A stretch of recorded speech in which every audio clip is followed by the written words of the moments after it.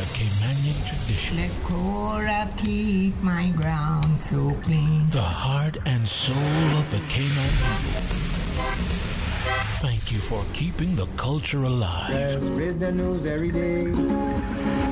From East End to Georgetown, down into West Bay. Radio Cayman in the Cayman Islands.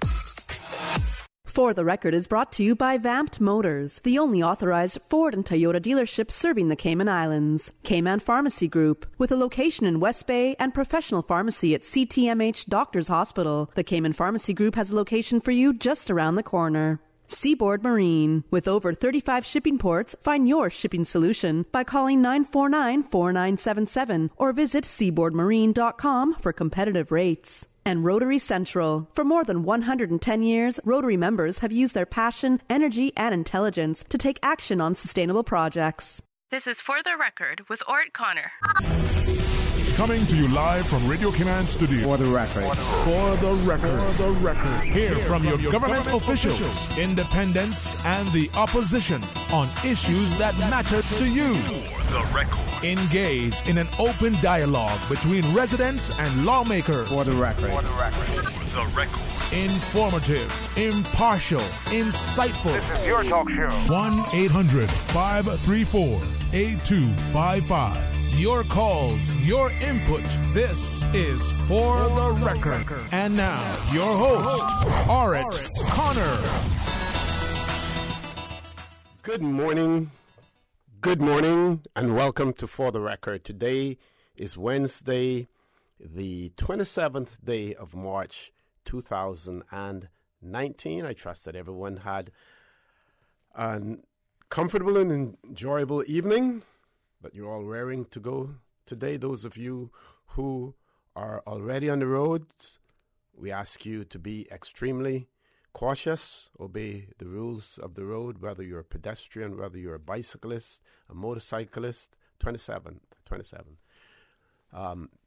Whether or not you're a cyclist operating a vehicle on the road as well. And also remember that the life that you save may be your own. Speaking about the roads, I will tell you, we will talk early about some of the road closures today as a result of the royal visit. I will also read for you a bulletin that was sent out by the National Roads Authority in relation to Eastern Avenue and a light that is not functioning there as well.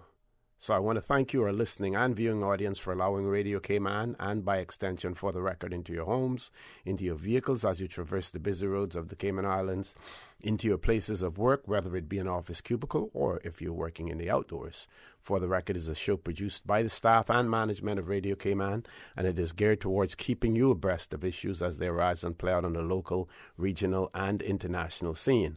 I am your host, Orrett Connor, and you're welcome to join me every Monday, Wednesday, and Friday from 7:30 a.m. until 10 a.m. Our phone lines are always open. There is always someone there waiting to take your calls. Today, and normally, almost every day, it is that beautiful radio voice of Miss Susan Watson. You can call us on our toll-free number provided courtesy of Flo. That toll-free number is 1-800-534-8255. You can also call us on 949-8037 and the 949-6990. You can email us at fortherecord. That is one word, fortherecord at candew.ky.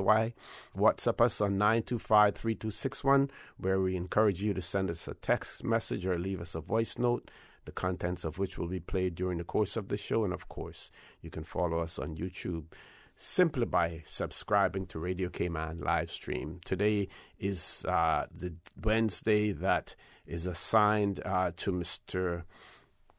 MLA, Mr. Kenneth Bryan, and we expect to have him in the studio later on this morning as well. Meanwhile, some housekeeping or some road keeping, I should say. The NRA wishes to advise the public that the signal control box on Eastern Avenue / Godfrey Nixon Way intersection, at that intersection, was damaged on the 26th of March 2019, yesterday. All right. As a result, the traffic signal is not working. The National Roads Authority has installed temporary stop signs at each approach of the intersection, and it will operate as a three-way stop until further notice. The NRA is advising all road users to travel with caution through this intersection, and they have given you a number, 525-1251, to call, or you can email nra@nra.ky if you have any questions or comments regarding this project. So they have installed temporary stop signs at the junction of Eastern Avenue and Godfrey Nixon Way. It is now being treated as a three-way it will operate as a three-way stop until further notice. So you want to ensure that you stop at the stop sign and that you know which vehicle has the right of way, right? If you're stopped at the intersection and a car is stopped to the right of you, that vehicle to the right of you has the right of way. The right side of you has the right of way. For those of you who may have taken the written test and the road test and still don't know that that's the case. We know that there is horrible driving in the Cayman Islands. I'm not sure how many accidents per day we have, but we have lots of them, whether or not they be fender benders or otherwise. But there are an inordinate amount of accidents on the road, attributed mainly to bad driving. So this three-way intersection, you're talking about two busy streets there, Godfrey Nixon Way as well as Eastern Avenue. And we know that there are some aggressive drivers on the road as well who believe that the rules of the road do not apply to them. So when you drive on the road, some people say, in some places they call it defensive driving, meaning that you have to drive for you and you have to drive for the other person as well. You have to anticipate what that other driver may do as well. And in so doing, one of the things that you want to do when you're driving is that you always leave yourself an out when you're driving, especially when you're on multiple carriageways. So if you're driving on a roadway that has two lanes going in the same direction, you always want to leave yourself an out as it relates to the car in front of you and the car that may be driving in the next lane as well. You see a lot of those drivers on the road, these days, they're tailgating the vehicle in front of you. That is another terrible, bad, nasty habit that drivers have in the Cayman Islands. They love to tailgate behind the other vehicle. All right? Leave yourself an out. The life you save may just simply be your own. I want to update you, give you a little update. I don't like to drop things and then on you and then simply leave them hanging in the air. And some of you may say, oh, here he goes again, talking about some other jurisdiction rather than the Cayman Islands. Yes, we have a lot to talk about, Cayman. But I did bring to your attention a few weeks ago the situation in the British Virgin Islands where the member for the 4th District in the British Virgin Islands, after being re-elected to the House of Assembly, decided that he no longer wanted to serve, and before being sworn in, tendered his resignation. Now, the BVI Constitution requires any member who wants to tender his resignation, it must be in writing under his hand, addressed to the Speaker of the House of Assembly in the British Virgin Islands. At the time that the letter of resignation was tendered, there was no Speaker who had been appointed to the House of Assembly. Therefore, it was addressed to the clerk. The clerk, in turn, wrote back to the member, advised him that it had not been properly submitted because it should be addressed to the Speaker. When the Speaker was then appointed, he in turn turned around and said that he accepted the resignation. By that point in time, the member retracted his resignation and said he no longer wished to resign after talking to his constituents and taking other things into consideration. The Speaker, as a result of that, refused to swear him in, and in a matter of a few days, I think sometime next week, the House of Assembly will meet again. Well, now, the governor at first indicated that there was no need for a by-election simply because the resignation had not been, he didn't think that it had been tendered properly. Anyway, he sought legal advice from the Attorney General. Meanwhile, the Speaker of the House kept reiterating the fact that a by-election was necessary because he had basically declared the seat vacant. So, in today's BVI Platinum News, one of the headlines, no by-election, resignation was invalid, right? Governor Augustus Jaspert has announced that there is no need for a by-election as the resignation tendered by Mr. Mark Van ter Poel was invalid. In a statement issued moments ago, the governor said that he has informed the Speaker of the House of Assembly, Honorable Julian Willock, as such, and that Mr. Van der Poel remains the elected representative of District 4. The governor is quoted as saying, "I have received the legal advice that has been copied to the Honorable Speaker advising that the resignation of the member-elect was invalid on the basis that the member-elect has no constitutional right to resign prior to being sworn in. Therefore, at this point, I do not intend to issue a writ for a by-election." And that was stated by the governor yesterday on the 26th of March. So there it is. I am not sure whether or not there will be any further challenges to that, whether or not the Speaker or the government will take an issue with that. I believe at the end of the day it will be all for naught, and it will be a waste of the taxpayers' money. And I am basing that belief on this, that if there were a by-election, there is nothing that prevents the person who resigned their seat from running again. There's nothing in the Constitution that prevents him from running.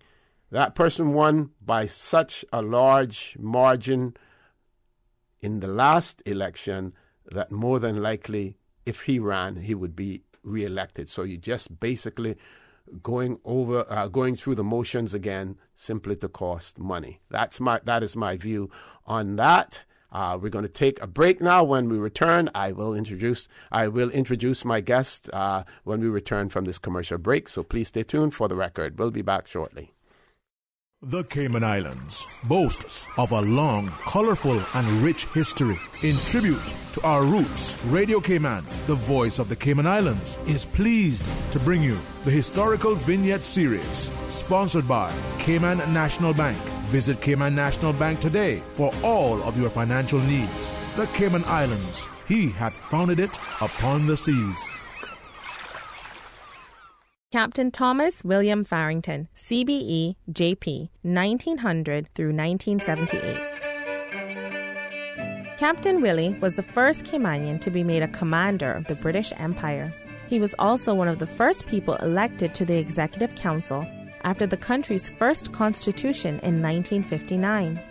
He represented West Bay in the Assembly continuously for 55 years, a record unsurpassed by any politician in the Cayman Islands history.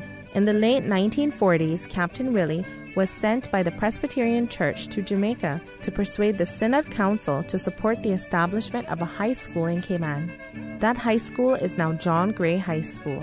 Once his father retired, Captain Willie took over the family merchandise and shipping business. For more than 10 years after World War II, he provided the only regular freight service between Grand Cayman and Tampa. He was the founder of Cayman International Airways and served for many years on the Cayman Islands Cooperation and the Air Transport Licensing Authority. He was a Justice of the Peace, law agent, notary public, church elder, Sunday school teacher, and civic leader. He married Myrtle Ebanks in 1924, and the couple raised 4 children. Radio Cayman's Historical Facts vignettes are proudly brought to you by Cayman National, with branches on all 3 Cayman Islands. Visit Cayman National Bank today for all of your financial needs.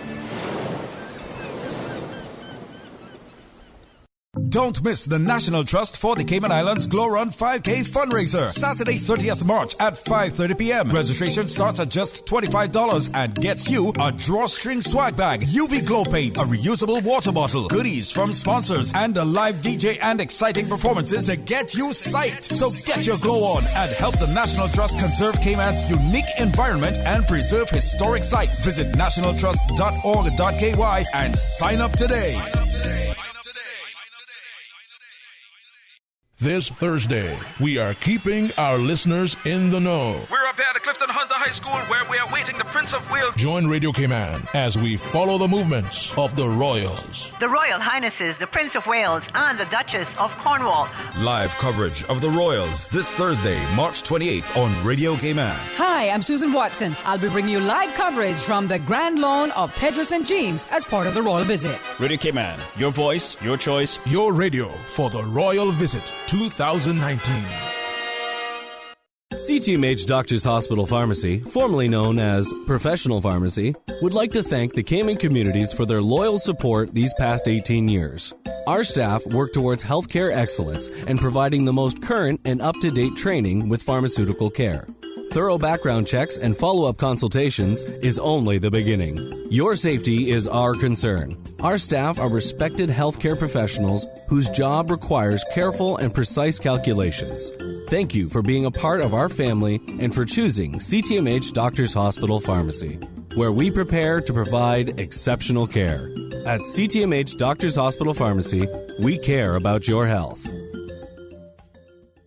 At Seaboard Marine, customers often ask us questions about their shipments. Hi, I'm thinking of buying a car from the States. Which port do you ship out of? Hi, we ship out of Miami, Houston, and Brooklyn. Just let us know your port of choice and we can provide you with a quotation and answer any questions you may have on insuring and protecting your vehicle during its journey. Shipping shore to shore, Seaboard. The Rotary Clubs of the Cayman Islands, Rotary Central Cayman Islands, Rotary Club of Grand Cayman, the Rotary Club Grand Cayman Sunrise, along with other valued community partners, look forward to the completion of the Rotary Children's Schoolhouse at the Queen Elizabeth Botanical Park in East End later this month. New leaves, new pages, new sightings, new sounds. Rotary Cayman Islands, inspiration to the next generation. It's March Madness on all SUVs at Vamp Motors, with SUVs starting as low as $20,500 and savings up to $6,000. Find the SUV that fits your budget and island living style.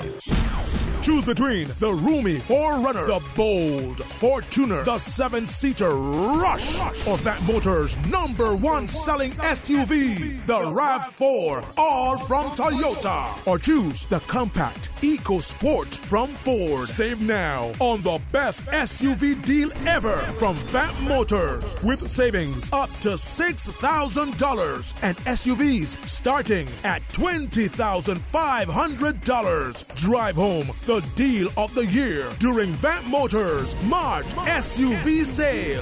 Vamp Motors, Walkers Road. At Kirk's Home Center, we can make your life much better. We got it all together. We got a great deal in store for you. This week at Kirk Home Center, light the way with 2-pack LED path lights for $35.80 and a LED motion security light for $19.59. Save on your next home and construction project with a cordless 4-tool combo kit of a drill driver, circular saw, reciprocating saw, and work light for $226.19. And DeWalt's compact hammer drill for $283.69. Kirk's Home Center, you got a great deal in store for you. System 1 loaded. 1-800-534-8255. What is on your mind when it comes to the government, independence, and the opposition? Issues that matter to you. 1-800-534-8255. Waiting to hear from you. For the Record. This is For the Record with Orrett Connor. Good morning and welcome back to For the Record. It's my pleasure to have in the studio with me now none other than MLA Mr. Kenneth Bryan. Mr. Bryan, good morning, sir. Welcome back to For the Record. Good morning, OC. Let me just double check there we go. Good morning, OC, and good morning to your listening audience. It's a pleasure to be here. Good morning, Miss Susan. And I hope everybody, like you said, everybody woke up with good feelings this morning, had a good evening. Today's, I intend to try to cover a few things that I expect to come to the Legislative Assembly next week. As many of you may know, that the Parliament, the Legislative Assembly, starts back on April the 3rd, which is next week, Wednesday. And I have a few things on behalf of the people of Georgetown Central that I will be doing in respect to my job. And as you know, I'm an independent member of the opposition. And for those who may not quite understand what that means, basically I'm a solo individual, separate apart from the other opposition members, but I do work hand in hand with them on a number of different topics and issues. So it's not like I don't talk to them. So just for that purpose of clarity. So I have one motion coming to the House in this sitting. I'm not sure if it's going to get to be debated because we've yet to know how long we're going to be sitting in this sitting. But my motion, I think, was fourth on the list of submissions, and we deal in the Legislative Assembly. They are dealt with based on the order of them coming in of submission. So because mine being fourth, and one debate can be a whole day, and the opposition are allowed to have every Thursday to deal with matters of concern for opposition. The rest of the week is for the government, rightfully so. So if we don't have enough time in this sitting, I'm not sure if my motion will make it, because the other motions that are brought by the other members of the opposition are quite important and may cause for some lengthy debate. So it may take up, one of those motions could take up the whole day on a Thursday. So if, say, for instance, we were there for 3 weeks and each one of those motions would take up the day of debate, then mine may not make it in this sitting. But all the same, what will then happen if it doesn't make it in this sitting, it will be in the first preference for the next sitting of the Parliament, of the Legislative Assembly. So we'll talk a little bit about that motion and explain why I want to bring it and the viewpoints on it and explain who's seconding it. And some questions, as some of the listeners may be aware, the process of being a member of the opposition, you're allowed to, not only the opposition, but any member of the Legislative Assembly, have the right to question the persons who are in charge of cabinet, which being the ministers and the premier and the deputy premier, as well as the deputy governor, in respect to their responsibilities under our constitution. So I think it's 14 questions submitted. One is still being deferred, waiting for approval, and I'm waiting for the Speaker to respond to that to find out whether it'll be approved by the 3rd. So hopefully I'll speak to him sometime this week. But obviously a lot of people are dealing with the arrival of the Prince today. So been a busy time. But these questions which I'll go through this morning, will deal with some of the things that are concerning for constituents in my constituency as well as across the island, and the purpose of the question, and hopefully to get the relative information by way of answer so the public can understand. But also once I've done that, and I don't expect to take up the whole day for that, hopefully we can talk about some current topics that the listening audience may want to listen to. So hopefully I get through that. We can open the lines and or any questions that you may have for me as a moderator, because I know you're well in tune with what is happening around. I'll be willing to answer those as well. Okay, excellent. Okay, you still have about 4 minutes. Okay, well, if you want to, I can, rather than starting with the motion first, I can start with maybe 2 questions within that 4-minute period. Okay. Because we have to go to the break after that. Okay, so one of my first questions is going to be a question to the Honourable Premier, Minister for Human Resources, Immigration and Community Affairs. And the question writes, can the Honourable Minister say what measures are being taken by the government to prevent further illegal outsourcing of work? This question has come to me a few times in other media platforms of concerns of persons who work more in the technical world on computers, and the job is something you can do from your home. And there seems to be fears of persons outsourcing that to persons in different countries because it's cheaper to do so. I've had a constituent, not of mine, but a Caymanian period, who've come to me highlighting with evidence where they were working for a company and hoping to step up into the managerial position of a certain position. And the person who was head of them was a non-Caymanian, got rolled over. He never moved up the rank because basically what they did was, while the person went home on a rollover for that 1 year, they just made the person work from the country of their origin and just paid them into their bank account. Now, obviously, didn't want to lose his own job, because once you whistle blow, that's it. They'll find a way to get rid of you. And I think that we need to do a better job at protecting the employment opportunities for Caymanians, particularly in the world of technology today. So I want to ask some supplementary questions afterwards as to how are we protecting Caymanians in that way, because the world of technology is ever changing. So there's some supplementary questions, but that opens up the door for the topic, as well as other members to have their own supplementary questions to it. Another question before we go to the break, also to the Honourable Premier, Minister of Human Resources, Immigration and Community Affairs. And the question asks, can the Honourable Minister provide an update on the status of Standards in Public Life Law and the Advisory District Council's law? It's something that I know that you're well aware that many people in our community, particularly a very strong advocate, Dr. Steve McPhail, well-learned man, has been concerned about, and I join him in concert in respect to those concerns. We have to know where we are with this. It's no longer can sit around fiddling about wondering when this is going to take action, and not trying to be boastful in any way, but if the government of the day is not willing to state factually and clearly when these things will be implemented with a concrete date, I will take the advice of the Honourable Dr. Steve McPhail by bringing in an action suit in respect to the current government. These laws are game changers in respect to our governance. They have to be implemented. If they're not implemented, I find it unconstitutional not to do so. And because of the magnitude of the change they would have on our lives, I will take further action outside of the Parliament in respect to trying to hold the government accountable to these laws because of their seriousness of their effect. So I'll leave those until we get back from the break, because I know that we're close. Okay, Ms. Susan, you're ready for us now? Folks, please stay tuned for the record. We'll be back immediately after the 8 o'clock news. Thank you, Mr. Connor. And the studio time now by Price Right is 7:59.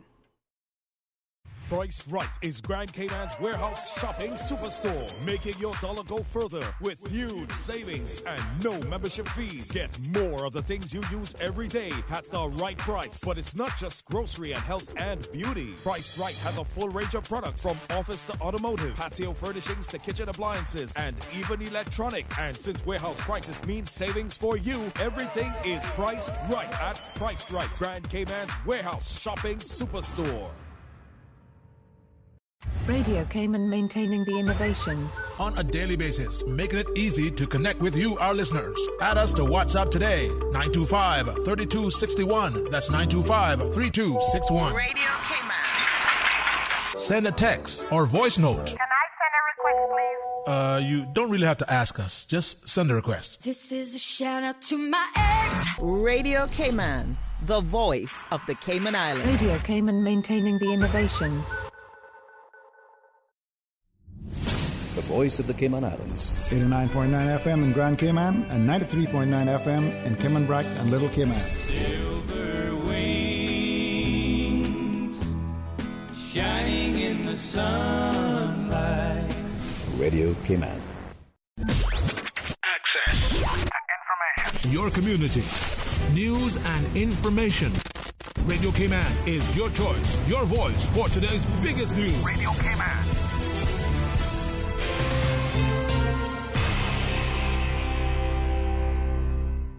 With your latest news, I'm Carsley Fuller. Later today, His Royal Highness the Prince of Wales will arrive at Owen Robert International Airport.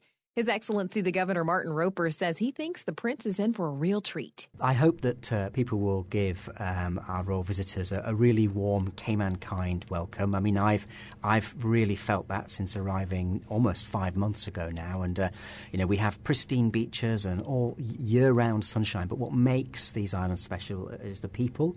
And the people are wonderful. And I hope that our royal visitors get a real sense for that during this visit. Mr. Roper says the team working on the event has worked hard to provide several opportunities for public engagement, citing in particular the investiture ceremony tonight at Pedro St. James, as well as today's arrival at Owen Roberts International Airport. Radio Cayman will be providing coverage throughout the royal visit and join us for a special live broadcast tomorrow night from Pedro St. James. If you're traveling today or tomorrow, Cayman Airways says it's a good idea to review the advisories issued by the Royal Cayman Islands Police Service regarding diversions and closures at and around Owen Roberts International Airport before, during, and after the arrival of their Royal Highnesses the Prince of Wales and the Duchess of Cornwall. The national carrier says passengers should plan on arriving at the airport extra early for their flights because of the possibility of traffic congestion. For specific information on road closures, you can find out more by visiting rcips.ky. And in other news, MLA Alva Saku says he's working to make his constituency of Newlands the safest in the Cayman Islands. He recently met with new Area Commander Fernando Soto and has announced to members of his constituency via his WhatsApp group that police have agreed to increase the hours of the community officers' patrol, providing coverage beyond the 6 p.m. cutoff into the morning hours. Mr. Suku also says that he, along with the RCIPS, will be working to increase the number of CCTV cameras in Newlands, and that he's asked for assistance from police with conducting safety assessments in areas that are poorly lit. Now with a check of international news, here's the BBC, who will take us out of the newscast. I'm Carsley Fuller from Radio Cayman's newsroom. BBC News with Jerry Smith. The President of the European Council, Donald Tusk, has called on members of the European Parliament not to argue against giving Britain more time over Brexit. Addressing MEPs in Strasbourg, he said they must not betray the millions of British people who are seeking to reverse Brexit or get a second referendum. In London, members of the UK Parliament will try to end the chaos over Brexit today with a highly unusual series of votes on alternative courses of action. The idea is to gauge support for various options to see what can command a majority. A suburb of New York City has declared a state of emergency after an outbreak of measles. For the next 30 days, Rockland County will ban anyone under 18 who has not been vaccinated from public spaces. The Indian Prime Minister Narendra Modi has said his country is now a space superpower after a test to destroy a satellite. Mr. Modi announced that an Indian missile had successfully hit a low-orbit satellite. It comes weeks before Mr. Modi faces a new election. Health officials in Mozambique say 5 cases of cholera have been confirmed following the cyclone that killed more than 450 people. There are almost 3,000 victims of acute watery diarrhea. A former member of the Russian government, Mikhail Abizov, is due in court later today to face corruption charges. Mr. Abizov is suspected of having embezzled more than $60 million and heading a criminal group while serving as open government minister. The Japanese government has asked the heads of Japan's 4 biggest convenience store chains to come up with plans to address the country's critical labour shortages. Franchise owners of 7-Eleven, Family Mart, Lawson and Ministop are struggling to stay open because they cannot find workers to keep stores open overnight. BBC News. Access. Information. What's happening in your community? News and information, music and more. You can find us. www.radiocayman.gov.ky. Like us on Facebook and follow us on Twitter. Radio Cayman is your choice, your voice for today's biggest news. Radio Cayman.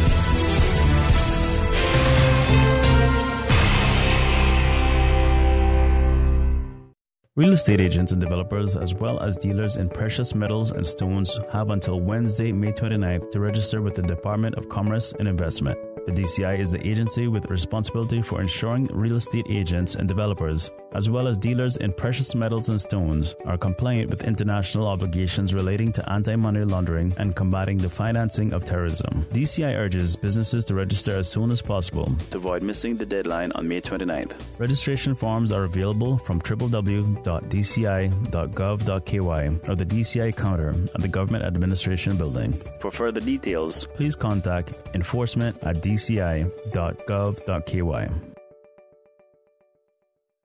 Don't miss these incredible savings at Brand Source Home Gallery. Save 20% off store-wide for 4 days only. March 26th, 27th, 29th, and 30th. Save 20% on appliances, kitchen and bath fixtures, vanities, kitchen cabinets, custom closets, mattresses, furniture, and housewares. Just in time to spruce up your home for spring. It's the Brand Source Home Gallery store-wide savings event, March 26th through 30th. Save 20% on everything store-wide at Brand Source Home Gallery, Industrial Park. Call 623-5000 for details.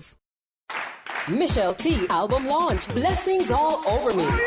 Sunday, March 31 at Light of the World Christian Fellowship, featuring Rising Stars Dance Ministry, Georgia Isaacs, DC Praise, Williams Quartet, Women of Purpose, Roderick Brown, Sister Opal, and Second Chance.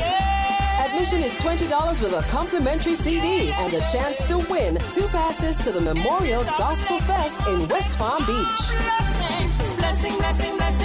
Get your tickets at J&M Electronics, Famous Restaurant, and Funky Tangs. Jesus to Calvary, judge and jury, found him guilty for loving Second Chance and Michelle T. Blessings all over me. Come celebrate the Michelle T album launch. Sunday, March 31 at Light of the World Christian Fellowship, Smith Road. Doors open at 6 p.m. Showtime 6:30. Sponsored by Kmart Hair and Beauty Supply and Majestic Meals.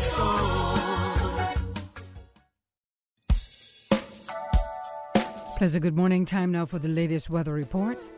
Current temperature is 82 degrees. Relative humidity is 83%. Barometric pressure is 29.97 inches and rising. The wind is north at 6 knots. Overnight low temperature was 77 degrees. Synopsis indicate a weak cold front across the eastern Gulf of Mexico is expected to move over the northwest Caribbean today, leading to a slight increase in cloudiness and a chance of showers. Radar images show isolated showers over the Cayman area moving towards the south. Now, the forecast for today calling for partly cloudy skies with a 40% chance of showers, and temperatures will be in the mid-80s.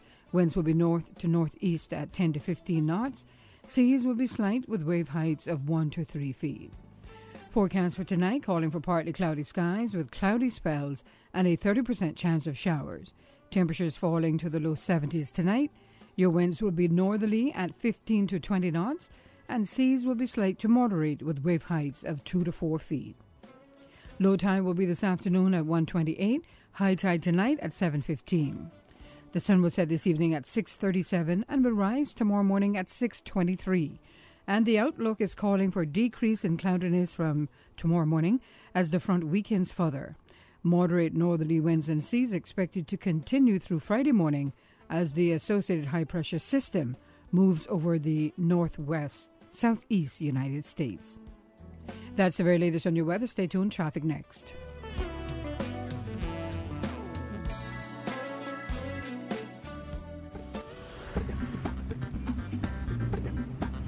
Bumper-to-bumper traffic from the east on Shamrock Road and Linford-Pearson Highway. Heavy traffic. Of course, some delays expected. Steady traffic coming off of the Linford-Pearson Highway on Agnes Way as well as on Bobby Thompson Way. Traffic is flowing moderately on Shedden Road. No issues on Edward Street. Steady traffic in some sections, a little further closer to town. On Cool Road, traffic is busy. Remember to drive with extra care at the 2nd and Cool Road roundabout. Also like to remind you on Godfrey Nixon Way and Eastern Avenue, the traffic lights are not working. It will be operating as a 3-way stop until further notice. And you're being advised to drive with caution through this intersection on Eastern Avenue and Godfrey Nixon Way. On the West Bay Road in front of the Ritz, traffic is moderate in both directions. Huldah Avenue traffic flowing moderately, as well as Thomas Russell Way and North Sound Road. That's what's happening on your roads. Join us again. At about 10 minutes after 12, we'll update you traffic-wise. Look out for the car in front of you and the car in the back of you, and buckle up. Have a good morning. This Thursday, we are keeping our listeners in the know. We're up here at Clifton Hunter High School where we are waiting the Prince of Wales. Join Radio Cayman as we follow the movements of the Royals. The Royal Highnesses, the Prince of Wales and the Duchess of Cornwall. Live coverage of the Royals this Thursday, March 28th on Radio Cayman. Hi, I'm Susan Watson. I'll be bringing you live coverage from the Grand Lawn of Pedro St. James as part of the Royal Visit. Radio Cayman, your voice, your choice. Your radio for the Royal Visit 2019. Radio Cayman 3 to 6 mix on the weekdays. Tune in, turn it up, listen. Sponsored by the Cayman Islands Football Association, SIFA, building a better future for Cayman football. Savannah Pharmacy. Remember, they are always just around the corner with everything your family needs. And convenient opening hours, including Sundays and holidays. Savannah Pharmacy. For more information, call 946-3336. Every day. All the time. Ultimate party show in the afternoon. Radio Cayman Super Jam. For the record, with Orrett Connor. Initiating system. For information that matter. For the record, with Orrett Connor. Continues right now on Radio Cayman.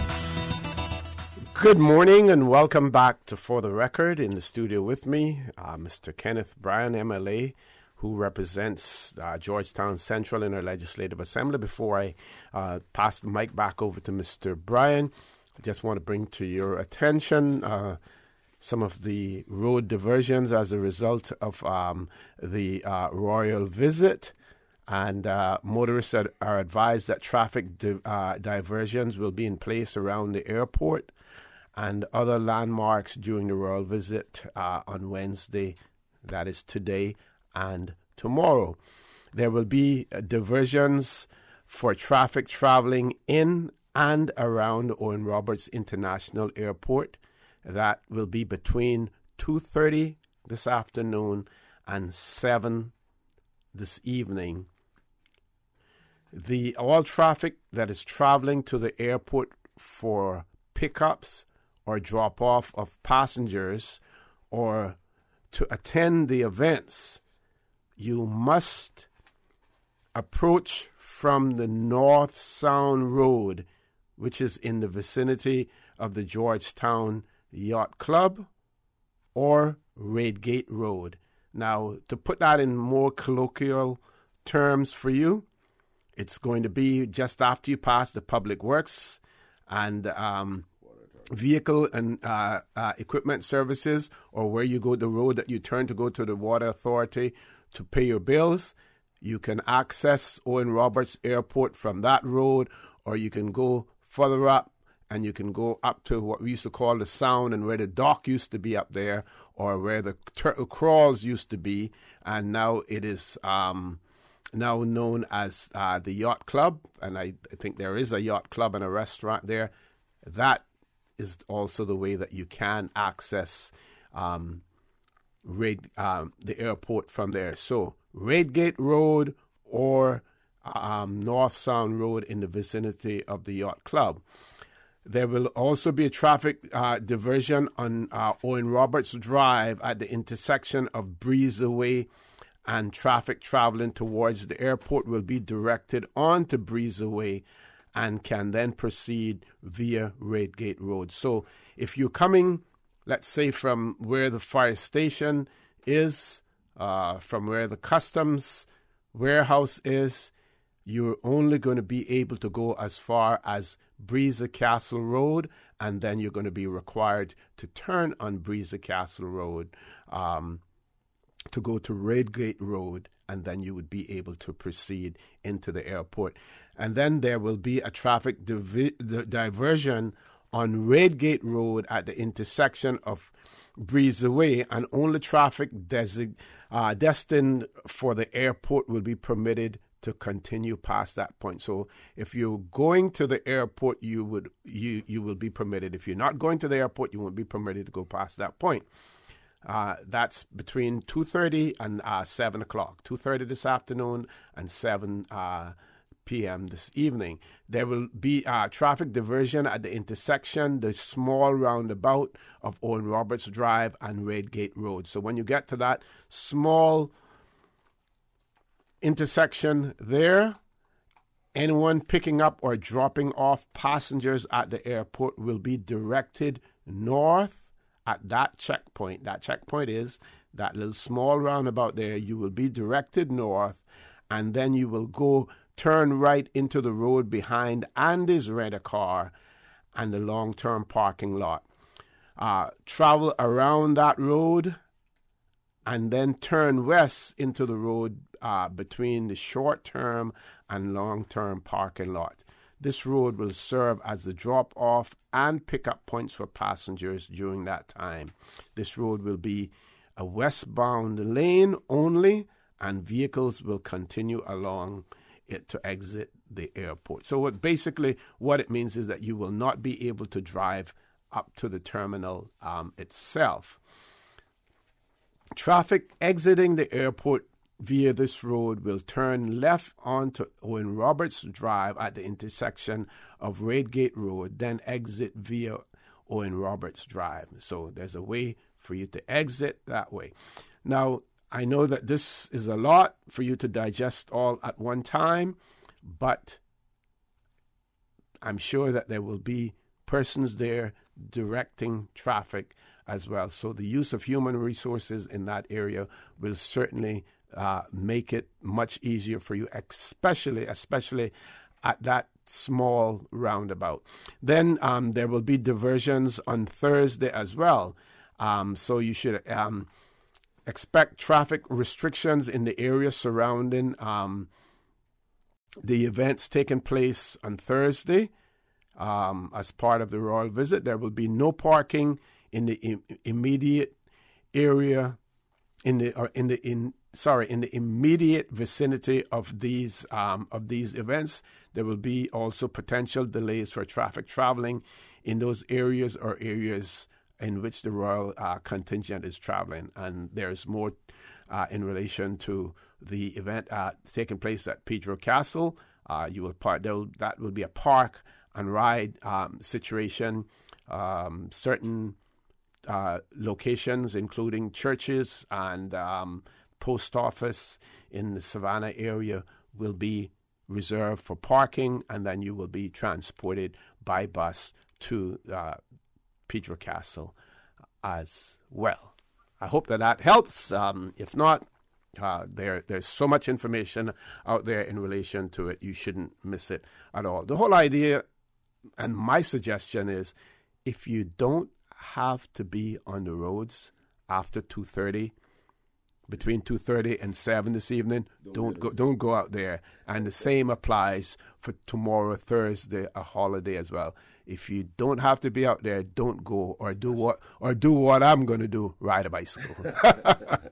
You're so right, OC. Particularly in the industrial park area, I suspect that's going to be a bit of a nightmare, but I know the inspector who's in charge of coordinating these things is a young Caymanian, very smart individual. He did an amazing job organizing the Kaboo event and the traffic flow. So let's see him perform a job again.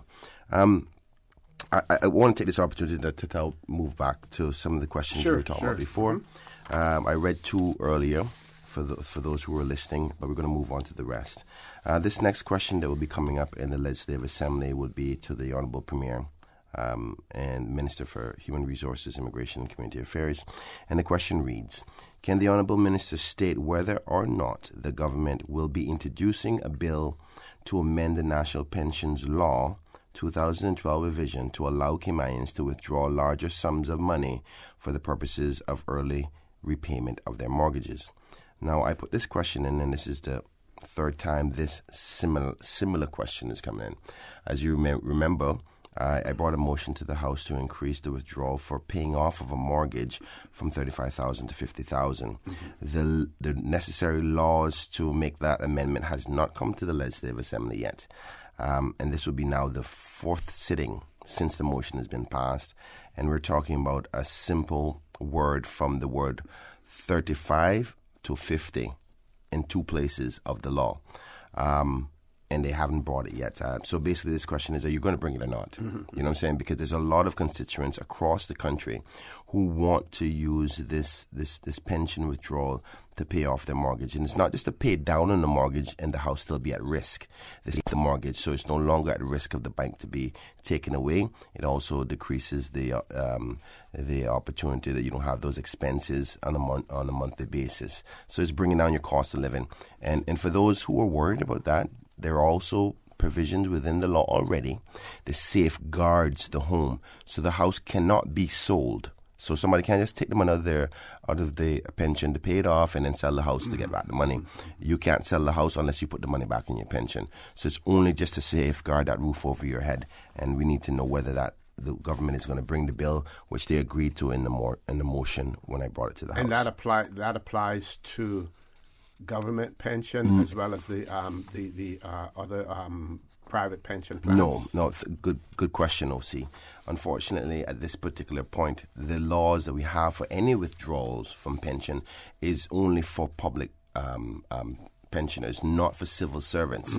That was debated a long time ago, and two administrations ago, and there's enough Hansard records as to the reasons why the civil service have decided not to do so, and it would be kind of silly for me to reiterate that long debate right here this morning. Moving on to the next question, it's to the Honourable Attorney General, Minister or ex officio member for the portfolio of legal affairs, and it says, can the Honourable Attorney General state if it is possible for members of the Legislative Assembly to amend the Constitution without a referendum? If not, can he advise how an amendment can be made? Now, this sounds like a bit of a silly question, but there's a lot of misunderstanding as to, or misinformation as to whether or not parliamentarians can change the Constitution without a referendum. Some people say minor changes can be made, but I'm yet to find out where the legal foundation of that argument came from. Because you heard this talk about there was a side letter from the Office of the Foreign Affairs Committee. If the leader, and the Premier opposition. and the leader of the opposition agreed, yes. Yes, and I find that peculiar because basically what is governing the structure or the stiffness of the people's document is the side letter that was written by a minister who was in charge of those affairs some probably 2 or 3 administrations ago, but when our Constitution was coming in, as to say, this gives you permission to make minor changes. The Constitution is a very serious document, and we need to have clarity as to can there be any changes and what grounds can they be done, and what is minor. Can we define what minor changes? Because one word may be minor for you, but it may be major for me. And I think that needs to be clarified, and I hope that the Honourable Attorney General can answer that in some supplementary questions. Because the Constitution, there's one thing that the Constitution is specific on, and that is that the question of independence would definitely have to be by a referendum. Yes.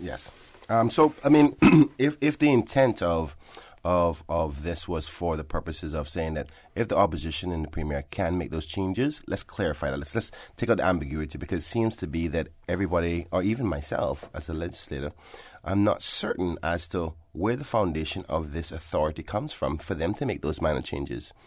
So let's explain that. Let's have some dialogue about it on the floor of the House as to what the facts are. And the Attorney General is the legal interpreter for the government and for the Legislative Assembly. So not from my mouth, but from his mouth, so the people of the country can understand. We need to know whether or not the Constitution can be changed by just 19 members, or should it be done by the masses of this country in a proper democratic way. Now moving on to another question, and this question goes to the Honourable Minister Joseph Hugh, Minister for Commerce, Planning and Infrastructure. And the question reads, can the Honourable Minister say how much money has the government given to the Cayman Islands Small Business Association to assist small businesses? The reason I ask that is because there was an announcement by some press releases of the Small Business Association as to monies given for small business loans. And the amount that I understand it to be was a rather small amount, and it was supposed to be given or decided to give out as grants to, if you want to start a little small business. But based on the amount that I heard, I'm kind of concerned as if that's a true effort, or is it just a lot of fluff in respect to publicity. So there's some supplementaries that are going to come as a result of that, and it's to find out exactly how are they helping small businesses and entrepreneurs out there in respect to grants and what are available to them. The next question goes to also the Minister of Commerce, Planning and Infrastructure, the Honourable Joey Hugh, and the question reads, can the Honourable Minister explain what is it that a Caymanian is why is it a Caymanian is unable to transfer a valid driver's license from a foreign country for use in the Cayman Islands? Now, the reason I'm asking this question is I've had a constituent, actually of Georgetown North, coming to me with, he had a Group 4 license. He was a big truck driver in the States, all up and down to Florida for a long, long time. Okay. And he doesn't have a Group 4 license here. So he was offered a job, and they said, you need to have a Group 4. I said, okay, I got my Group 4 license from the States. It's okay, no big deal. But when he went to get it transferred, they said, well, okay, you can't transfer it. And I said, well, why? Non-Caymanians can do it, but Caymanians can't. Yeah. So there needs to be some questions as to whether... Is it restricted only to Group 4? Or No, was it a regular driver's license? Regular driver's license. After... I need all the facts surrounding it, and this is where the ambiguity is coming into play. So you can be a foreigner coming from Canada, and after 6 months you can transfer your license here. But once you're a Caymanian, you can't transfer. You actually have to apply for a proper license. So we are, and I think it has to do with some international regulations as to the nationals of the nation having to go through the right appropriate authorities in respect to qualifications and applying for those tests. But I can't remember the agreement, but it's an international agreement of traffic that obligates that you accept another person's nation, but we're not accepting, you can't accept it if you are of the nation. It's really complicated, but I'm hoping to get clarity to it. Because some sort of reciprocity, it appears. Yes. Maybe, yeah. So it's quite unfair for Caymanians themselves. And you heard it for quite a long time, because you used to hear where Caymanians would go to the States to get a bike license, because in Cayman you had to wait 2 years to get it, and you can get it over there in 6 weeks. And when it came back, you have to still wait a certain amount of time before you can get it transferred anyway. Yes. The next question goes to the Honourable Moses Kukernal, Deputy Premier and Minister for District Administration and Tourism and Transport. The question goes, can the Honourable Minister state how much money did the government pay towards the Kaboo Music Festival as a sponsor of the event? Now, the reason I'm going to ask this, and by all means I'm not going to make it be any surprise. Usually you don't say what your supplementary questions are for. But we have a local event called Pirates Week. And the monies that were given to them, compared to what I understand the monies were given to Kabul, pales in comparison. And I'm concerned because what is given is, bottom line is like, say, for instance, I'm giving this local grown festival of Pirates Week $10, but an independent festival, the government is going to sponsor that for $100. And I think that comes off very negative. So I want the facts as to exactly the amounts, because I think it's embarrassing. I think it's rude. If the numbers are correct, they basically sponsored it. And don't get me wrong, the Kabul Festival event was an amazing success. It was very good for the country in respect to our tourism product and local entertainment. It was great. That's not what I'm getting at. The point is that if we are supporting other independent associations more than we support our own, what does that say? And I am concerned that the public may be surprised as to the difference in how much they gave to the Parks Week Committee as opposed to what they gave to the Festival of Arts. Okay, we're going to take a commercial break. When we return, the conversation with MLA Mr. Kenneth Bryan will continue, so please stay tuned. Don't change that dial. Since March 2004, West Bay Pharmacy has kept their doors open to the local communities, even before, during, and after Hurricane Ivan. At West Bay Pharmacy, our staff provides so much more than pharmaceutical excellence. From the moment you walk through our doors to completing your cash out, our staff will have put your healthcare concerns at ease. We would like to take this moment to thank our loyal friends and customers. To us at West Bay Pharmacy, our patients are our primary concern. We provide thorough background checks and precise calculations to ensure your medical safety. Thank you for being a part of our family and for choosing West Bay Pharmacy, where we care about your health. The 2019 Spring Labor Force Survey is currently being conducted by the Economics and Statistics Office. The Labor Force Survey collects data on unemployed and employed people. Trained interviewers with ESO ID cards will visit randomly selected households in all districts. The interviews are confidential in accordance with the statistics law. No individual data will be published or disclosed. Survey data are exempt from freedom of information. For more details, please call the ESO on 516-3329. I grew up with diabetes. The easy part is controlling it with insulin. The hard part is living with diabetes. But there's hope. Sol Cayman and Esso Station dealers are teaming up with the Cayman Islands Diabetes Association in their goal to create awareness and provide education to their community. Until April 12th, 5 cents from every gallon of fuel sold will be donated to the Cayman Islands Diabetes Association on your behalf. Fill up at any Esso station today and fight diabetes together. The Esso brand is a trademark of ExxonMobil Corporation and is used under license. It's March Madness on all SUVs at BAM Motor, with SUVs starting as low as $20,500 and savings up to $6,000. Find the SUV that fits your budget and island living style.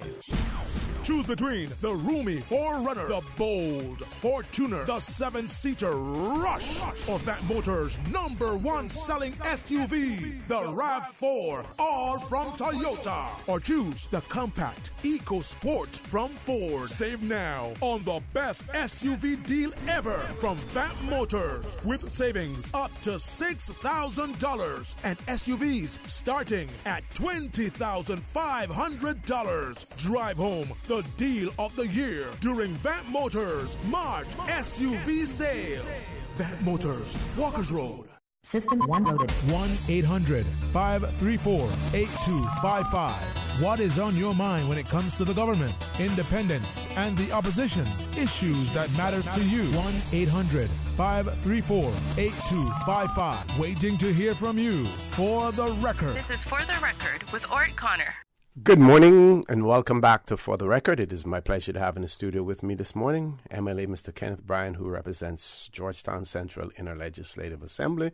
Mr. Bryan is giving us a preview of the questions that he has submitted to ministers for this sitting of the Legislative Assembly. Now, Mr. Bryan, before we go back to your questions, it is not unusual sometimes for ministers to say, I don't have the response to your question, usually supplementary questions, but I undertake to provide it in writing to you, what is their record in relation to providing those written that written information that they are unable to provide on their feet? Well, OC, I must put this in context that I can only comment from the record with me as an individual in respect to follow-ups with me. But I've been in the Legislative Assembly come May will be 2 years. And there's a number of questions I've submitted. And I think that I've been told I'll be given in writing about 7. I haven't gotten one yet. Mm-hmm. So I can't say that they have a good record. I can't say to you either whether they've sent a written response to the other members that they've given commitment to. But the other factor, which I just recognized as I'm speaking of it, if you're given a written answer to any other member, you also have to disseminate that answer to everyone. Mm-hmm. And I can't say I've gotten any from anybody else either. So I guess I can speak on the whole, unless for some reason they're just not giving it to me and I'm unaware of that. Mm-hmm. I can't tell. But if my assumption there is wrong, then the answer can only be that they have a very terrible track record, because whenever they say they'll give it to you in writing, I can't recall. Mm-hmm. And even if I ever have had one in my memory, it's failing me now. It's not many. Now, when you submit a question, you also are able to include supplementary questions in there, or the supplementary questions can only come after on the floor of the Legislative Assembly? The supplementary questions come after on the floor of the Assembly. Now, obviously, you may recognize that there is political strategies here. And sometimes members, I had to learn this within my first 6 months quickly, that members would submit a question, but that's not really the question they're getting after. Yes. Because if you were to actually propose the real question, they won't even try to answer it. Mm-hmm. But it opens the door on the legislative floor for them to be subject to supplementary concerns around that topic area. And I must say that in some of my questions there is a little bit of that, because I suspect that some ministers may not want to answer the hard questions. And if you put them out there, there's provisions within the standing orders. There's about 4 different ways for you to get out of answering a question. And so if they don't see the question being too difficult, which is the first question, they say, okay, I can answer that. But once you start to open the floor to answering it, then you have to deal with the supplementaries. And obviously at the grace of the Speaker of the House. Because the Speaker can say, okay, well, that's enough. He gave you the answer to the question you're actually asking. But there's a respect level amongst the floor of the House that, each member usually gets at least 3 to 4 supplementary questions. So that's the norm in respect to things. And sometimes when the Speaker will see that the minister is struggling, as well, and have a difficult time, he'll let him off the hook. Yes. There's a level of that. Now, I know that this is your first term in the Legislative Assembly, but we see other jurisdictions, and again, in particular, Bermuda, where not only do you have questions that can be posed to ministers, but they also have their premiers, just like the UK has Prime Minister's question time. They have that as well. Do you think something like that should be adopted in our legislature here? I don't necessarily think we have to, because the current structure of our Legislative Assembly is that our Premier is also a minister of certain areas of concern within the Cabinet. So therefore, questions go to him anyway. And another norm is that if there is a question that goes to a minister for responsibility that doesn't fall under the Premier, usually the Premier has a good understanding or update as to what is happening within another ministry anyway. I mean, from when I was the political assistant to the Premier, I remember that his normal process was every other week every 2 weeks, there would be an update by the minister as, okay, well, what's new in your ministry? Where's things at? So, and it's an appropriate process for the Premier to be abreast of what's happening in each ministry. So in the event that a question goes to a minister that the Premier doesn't have responsibility for, and as the leader of the government feels that he has to protect or intervene, the Speaker will allow the Premier to get up and speak on behalf of the government to add to or to support the other minister in respect to their arguments. So. Okay. We have one caller. Let's go to the phone lines. Caller, good morning. Welcome to For the Record. Morning, gentlemen. Morning. How are you? Morning, sir. Good. Mr. Bryan, I wonder why. I don't know why you would not want that question time to be in the legislative assembly.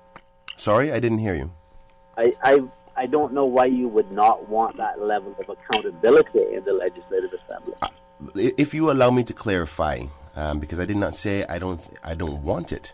I am saying the current structure of where things are now is already basically allowing it, because questions, I have submitted about 4 questions already to the Honourable Premier, but in this capacity as the minister responsible for. So I'm not saying that we shouldn't have it. I'm saying that if there's a member of the House of the Legislative Assembly who wants to put a question to the Premier, they can do so now in the current structure that we have, is what I'm saying. Yeah, but I just heard you go through the political gymnastics of how questions could be avoided, and I don't think questions should be. You should be able to avoid questions. Yeah, I agree with you, but that's a different topic. You shouldn't have. No. Okay. You should be able to get up in the Legislative Assembly and put the question to the government, and they should have to answer it. Well, I agree with you, and I think that the current process does that. I'm not suggesting that we shouldn't probably make it more rigorous and make them have to answer. I think the strength of forcing them to answer is one thing, but they have to answer. Sorry? Do you realize how dangerous it is if your government doesn't have to answer? No, I'm not. Of course they should have to answer. Caller, I don't think that there anybody suggesting that they don't have to answer. There is process within the standing orders upon which they have the authority not to answer. And I think I have my standing orders with me, and I can actually read them out for you if you like. But basically, I'm familiar with the standing orders. I'm actually quite familiar with what goes on in the House of Commons as well. Okay, so if you were familiar with the standing orders, you would know that they just can't simply say no. What they can use is one of those provisions in the standing order to say either one, we're not ready yet to answer it because the technocrats in the ministry hasn't given us the proper responses, or it's of national security, or the question has been asked before and therefore it's public information. There's certain grounds upon which you can answer it, but they can't just simply say no.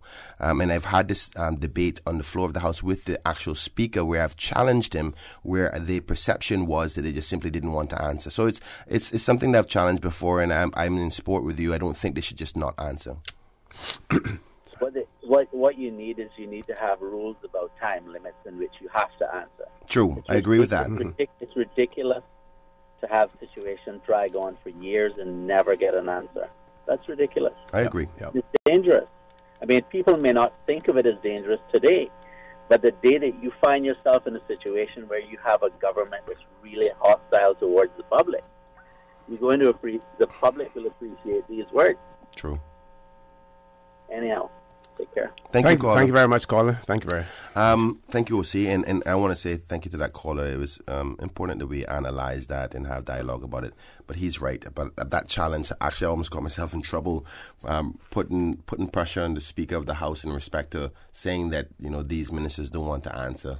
And so we had to go through the whole dissection of the standing orders upon which they're allowed to not answer. Okay. So I'm quite familiar with it. Moving on to the other questions. This next question is to the ex officio member, the Honourable Samuel Bulgin, who's the Attorney General. The next question goes, can the Honourable Attorney General say if the Advisory District Council's Law 2011 revision is currently enforced? Because the way the structure of the law is, can a law actually be enforced or not? And whether this one is currently being enacted, he has to say so, because there is, and I'll be as straight and honest or don't hide anything in respect to this question. Okay. So the government won't have any surprises. The District Council's law allows certain provisions for members of the Legislative Assembly to fundraise. There is no other way within our current laws that allows me as a legislator to actively go out and say, listen, I need funding to do things in my community. This is the only law that I've found. So the question is, I know that the Premier so far has said he doesn't like the current law, therefore he will not appoint persons to be the individuals for each district councils. But does that mean the whole law is not enforced?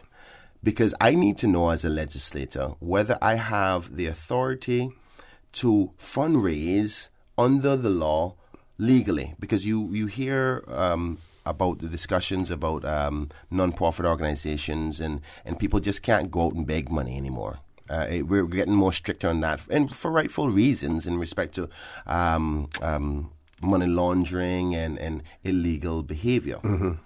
Now, but though we're trying to tighten up on that, I should not be limited as a legislator with the opportunity to fundraise to get things done in my community.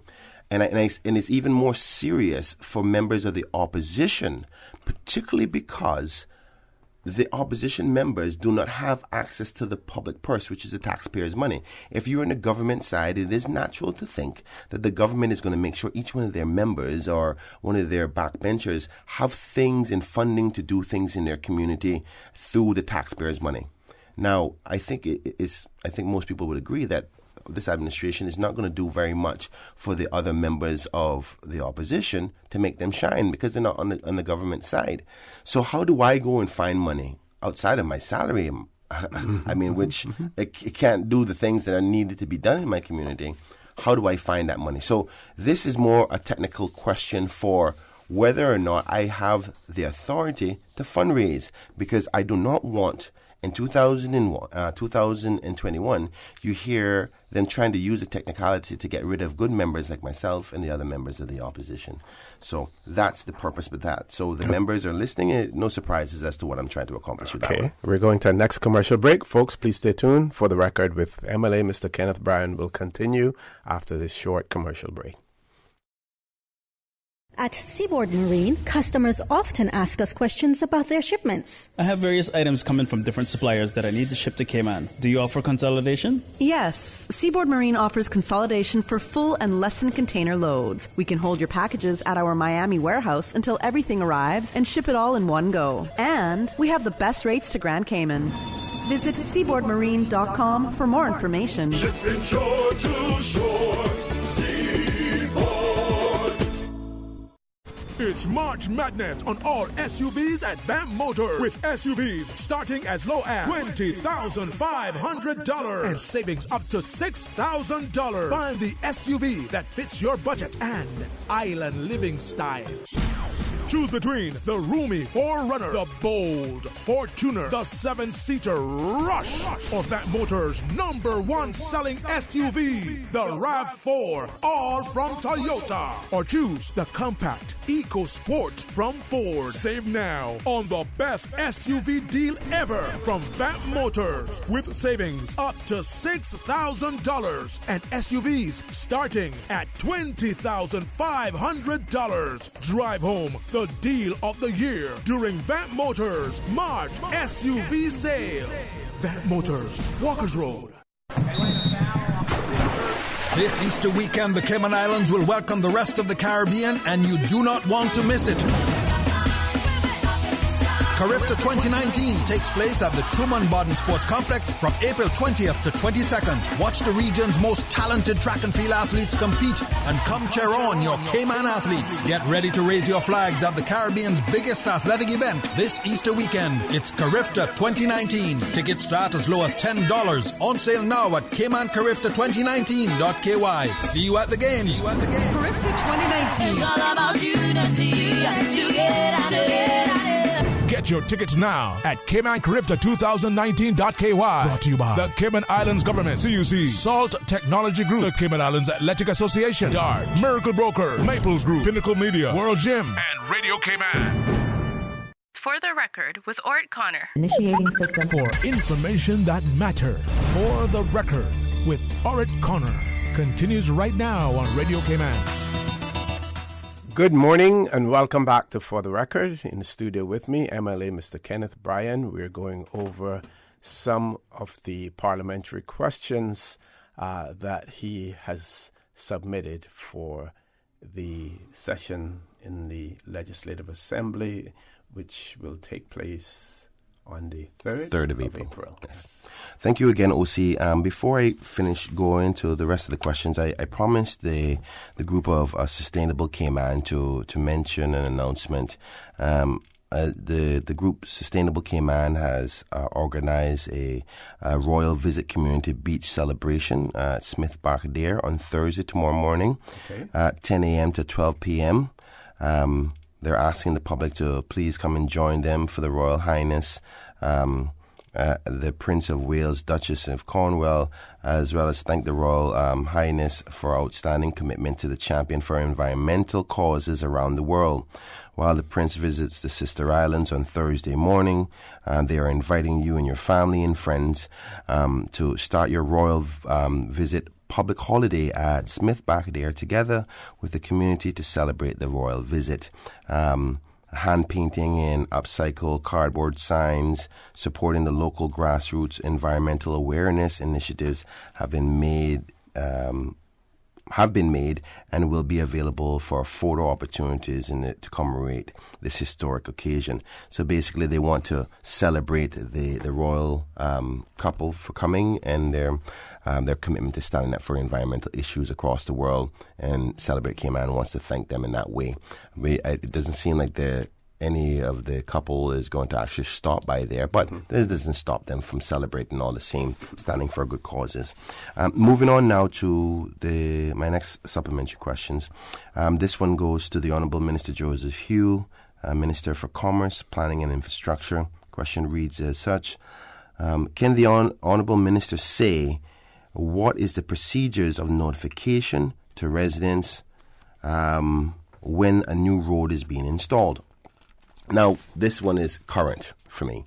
As you may be aware or seen in the news or on social media, there's the new roundabout there by the airport, which has about 5 entrances and exits in respect to it. And as a result, it has affected one of my constituents severely. Yes. And I don't think the magnitude of that effect on that resident actually was relayed to him or the residents in that area. Yes, you can show a plan, but an average person may not be able to read a blueprint or envision the magnitude of the effects of that kind of road and the traffic levels and the noise levels and the security or the safety elements that may come along with a road the way that one has been constructed. It also gives an opportunity for having discussions about what the regulations now say about road infrastructure, because at the current moment what I understand is they don't have to be talked to or have to ask them permission for whether the road needs to go there, as long as the government, by way of NRA, is not touching the property. So ultimately, they were just given notice. This couple that I'm speaking about, senior couple in their 80s, and because the road isn't actually touching their property and it's literally 3.5 feet away from the road, they just built the road around their house. And I think that needs to change in respect to how we build roads and whether there should be more enhanced notification and involvement with the persons who are mostly affected. Because you may say, well, okay, we haven't touched their property, but their whole environment and their whole life has changed. That road used to be once, Printer's Way was once a side road, very little traffic. So the life of these two seniors was not affected very much. I mean, the farthest of effect that they had was actually the airport planes landing. And they got accustomed to that over the years. They've been there for 61 years since they had the property. But now you have the traffic levels so severe around the property that the senior man it's a very high risk situation to even leave his home. So the question is, do we need to re-examine what requirements are necessary in respect to distance before having discussions with the homeowners about that, because I personally think that with the road being so close to that home, there should have been an option whether that person wants to stay there. So that question is going to open up that whole door for further supplementary questions. And I think the Honourable Minister knows that. I've had conversations with him about my concerns, and I'm actually hoping that the government is going to say they're going to purchase the gentleman's property and relocate him. Mm-hmm. He's 84 years old coming up and this year, and there's so many ailments that he has. Now he has to go to bed every night wondering whether there's going to be a car coming through his bedroom window. It is. I'm so disappointed with this one. I've never seen a road implementation so unempathetic to the surroundings, and not only him, but all on Pointer's Way. There's other residents, and that road has lots of kids there. The traffic amounts, I'm waiting to hopefully get the numbers after they do some tallying, but I can almost promise you the traffic through Printers Way would have increased probably over 1,000% as a result of that roundabout. And it if your traffic levels increase that to that magnitude, your whole environment changes. And I know that some of the other people are contemplating now whether this is going to be where they continue to live, because it just changed everything, and we have to give considerations to that.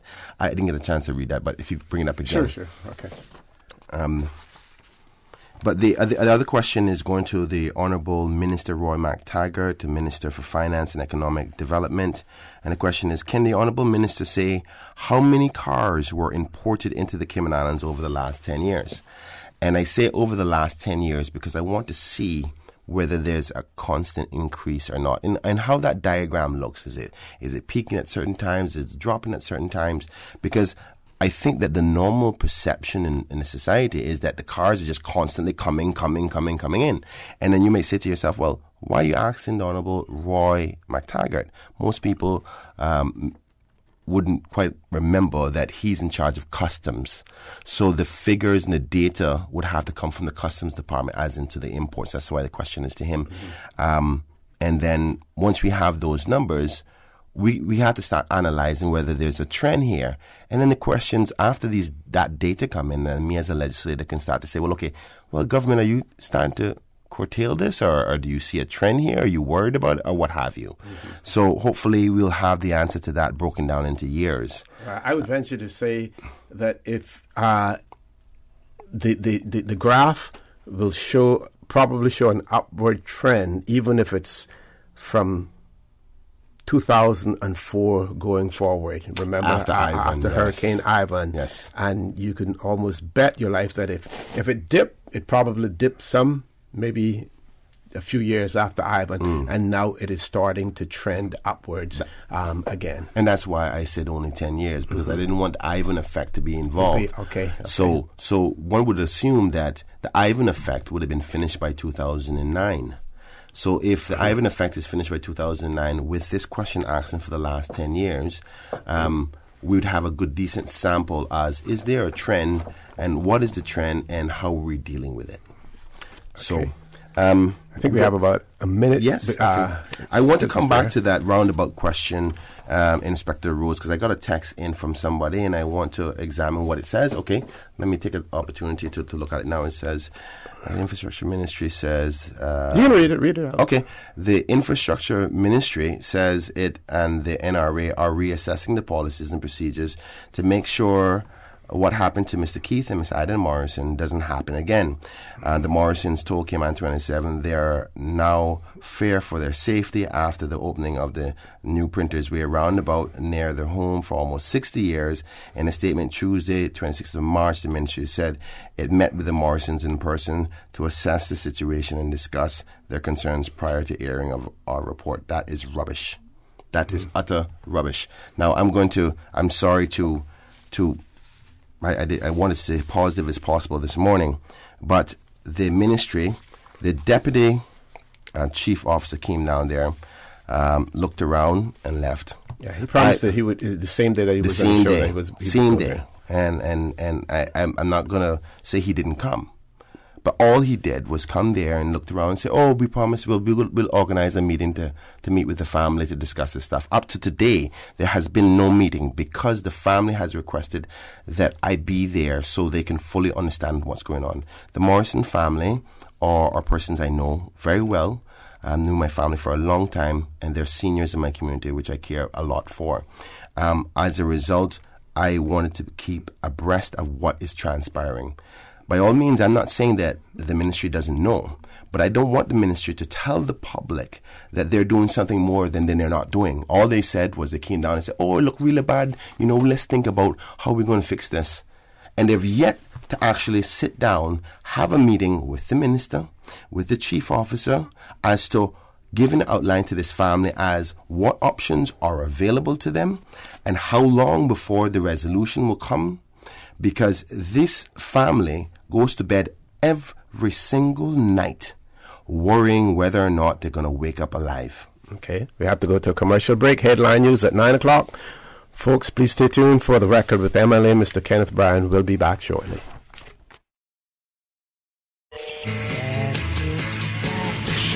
Satisfaction is guaranteed 24 hours a day, whether it's music or information. From Grand Cayman to Cayman Brac to Little Cayman, we've got you covered. You ever hear a thing like that? Radio Cayman in the Cayman Islands.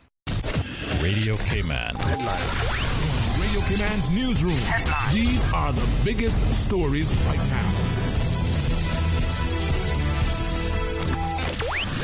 His Royal Highness the Prince of Wales arrives at Owen Roberts International Airport today. A brief ceremony will be held marking the official reopening of the airport after extensive renovations. Prince Charles and the Duchess of Cornwall will spend Thursday touring all 3 Cayman Islands. Radio Cayman will be covering these events live. United Kingdom MPs are preparing to vote for their preferred Brexit option, with the PM due to meet Tory backbenchers in an effort to win them over to her deal. Some have suggested Theresa May must name the date she will step down to have any hope of winning MPs' approval for her deal at a third attempt. The 10 Northern Irish MPs are seen as the key to securing the deal, but they have urged Tory MPs to, quote, stand firm in their opposition unless there were, quote, significant changes. A shadowy group committed to ousting North Korea's leader Kim Jong-un has claimed it was behind a raid last month at the North Korean embassy in Spain. Chiolima Civil Defense, a self-styled human rights group, reportedly fled with computers, a phone, and hard disks. The break-in occurred just days before a key summit between U.S. President Donald Trump and North Korean leader Kim Jong-un in Hanoi, Vietnam. Those are your headlines. I'm Karsley Fuller. Radio Cayman, the voice of the Cayman Islands. What's happening in your community? News and information, music and more. You can find us. www.radiocayman.gov.ky. Like us on Facebook and follow us on Twitter. Radio Cayman is your choice, your voice for today's biggest news. Radio Cayman.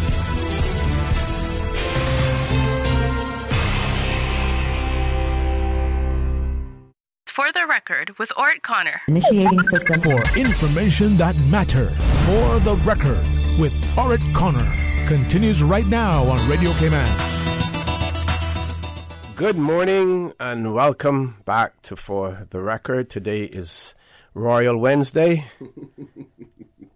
And it is my pleasure to have in the studio with me this morning, MLA Mr. Kenneth Bryan. I like that one. Thanks again. Just as we went before the break, we were talking about the NRA agreement. And firstly, I want to say I am at least happy that the Ministry of Infrastructure has recognized the problem. I want to make sure that I'm not getting too hyped about the issue, but them recognizing that there is a problem and they're going to try to fix it and never make it happen again. But it is important that the public understands how serious this is and the current approach by the ministry as to the priority. They need to move now. At any time, a car can hurt this family. It can't be, well, we're going to think about it, we're going to get around and we're going to sort the problem out. In civil service, unfortunately, we have a track record of taking a long time to deal with it. Time is not on the side of this family. This is somebody, it doesn't even take a severe event like a car going through the house. It can take just a crash into the wall at his age and the ailments that Mr. Morrison and Miss Morrison's have could cause them to have heart failure just by the sound. And I think they need to recognize that. And I've expressed it so many times in so many ways that the public, I think the public sees it too. And if the ministry does not move within short order to address that problem, it shows the empathy level of the ministry in respect to the seriousness to this family. And that's all I can say, because it makes no sense to get too overly excited or upset about the matter. But I don't have the authority, because if it was up to me, the family would be relocated already. That's the seriousness of it. And that's the ultimate solution. That's the ultimate solution. To relocate. Okay. Well, and then when you look at relocating, you also have to look at where do you relocate them. You know, people get accustomed. They're accustomed. You know, if you lived in a place for 60 years and you're in your 80s, to uproot you and move you someplace else that is quote unquote foreign to that person. Yes. Whether or not they still drive, do you then move them to a location where they will require to use transportation to get to areas that they need to go as well? So much needs to be taken into consideration. I think it needs more than the ministry itself to be involved in it. You need children and family services to be involved in it. You probably need psychologists to be involved in it. Also to look at not just the physical, the impact in terms of the structure, closeness of the road, but what everything else, how it can all the human effect. Yes, I agree with you, and this is what is disappointing, is that these things should have been taken into consideration before the effects of the opening of the road was put in place.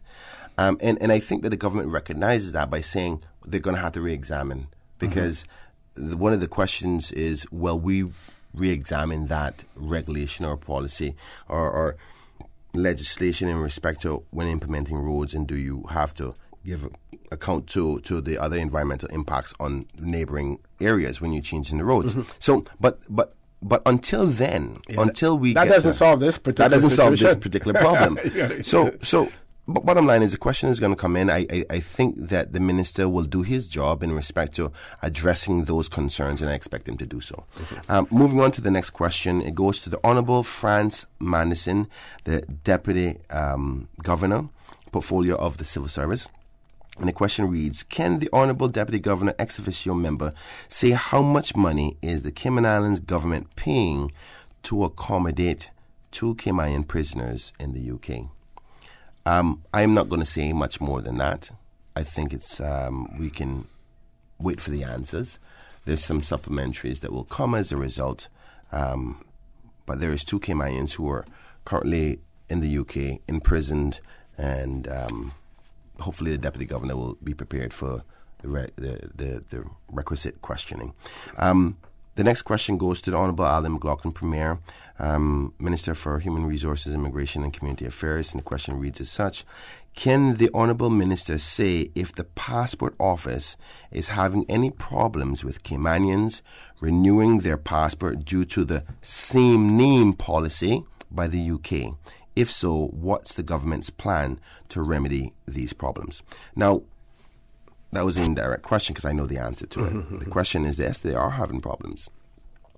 What has transpired is, and it's peculiar not particularly to born Caymanians, but the spouses of born Caymanians. So, for example, I got married to a lady from Honduras. And this is hypothetical. I love my wife very much, and we are married. Yes.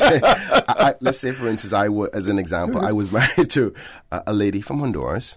She then takes on my name. She lives in the Cayman Islands. We're happily married. Eventually, her Honduran passport expires. She no longer needs it because she has a Cayman passport now and continue to use that.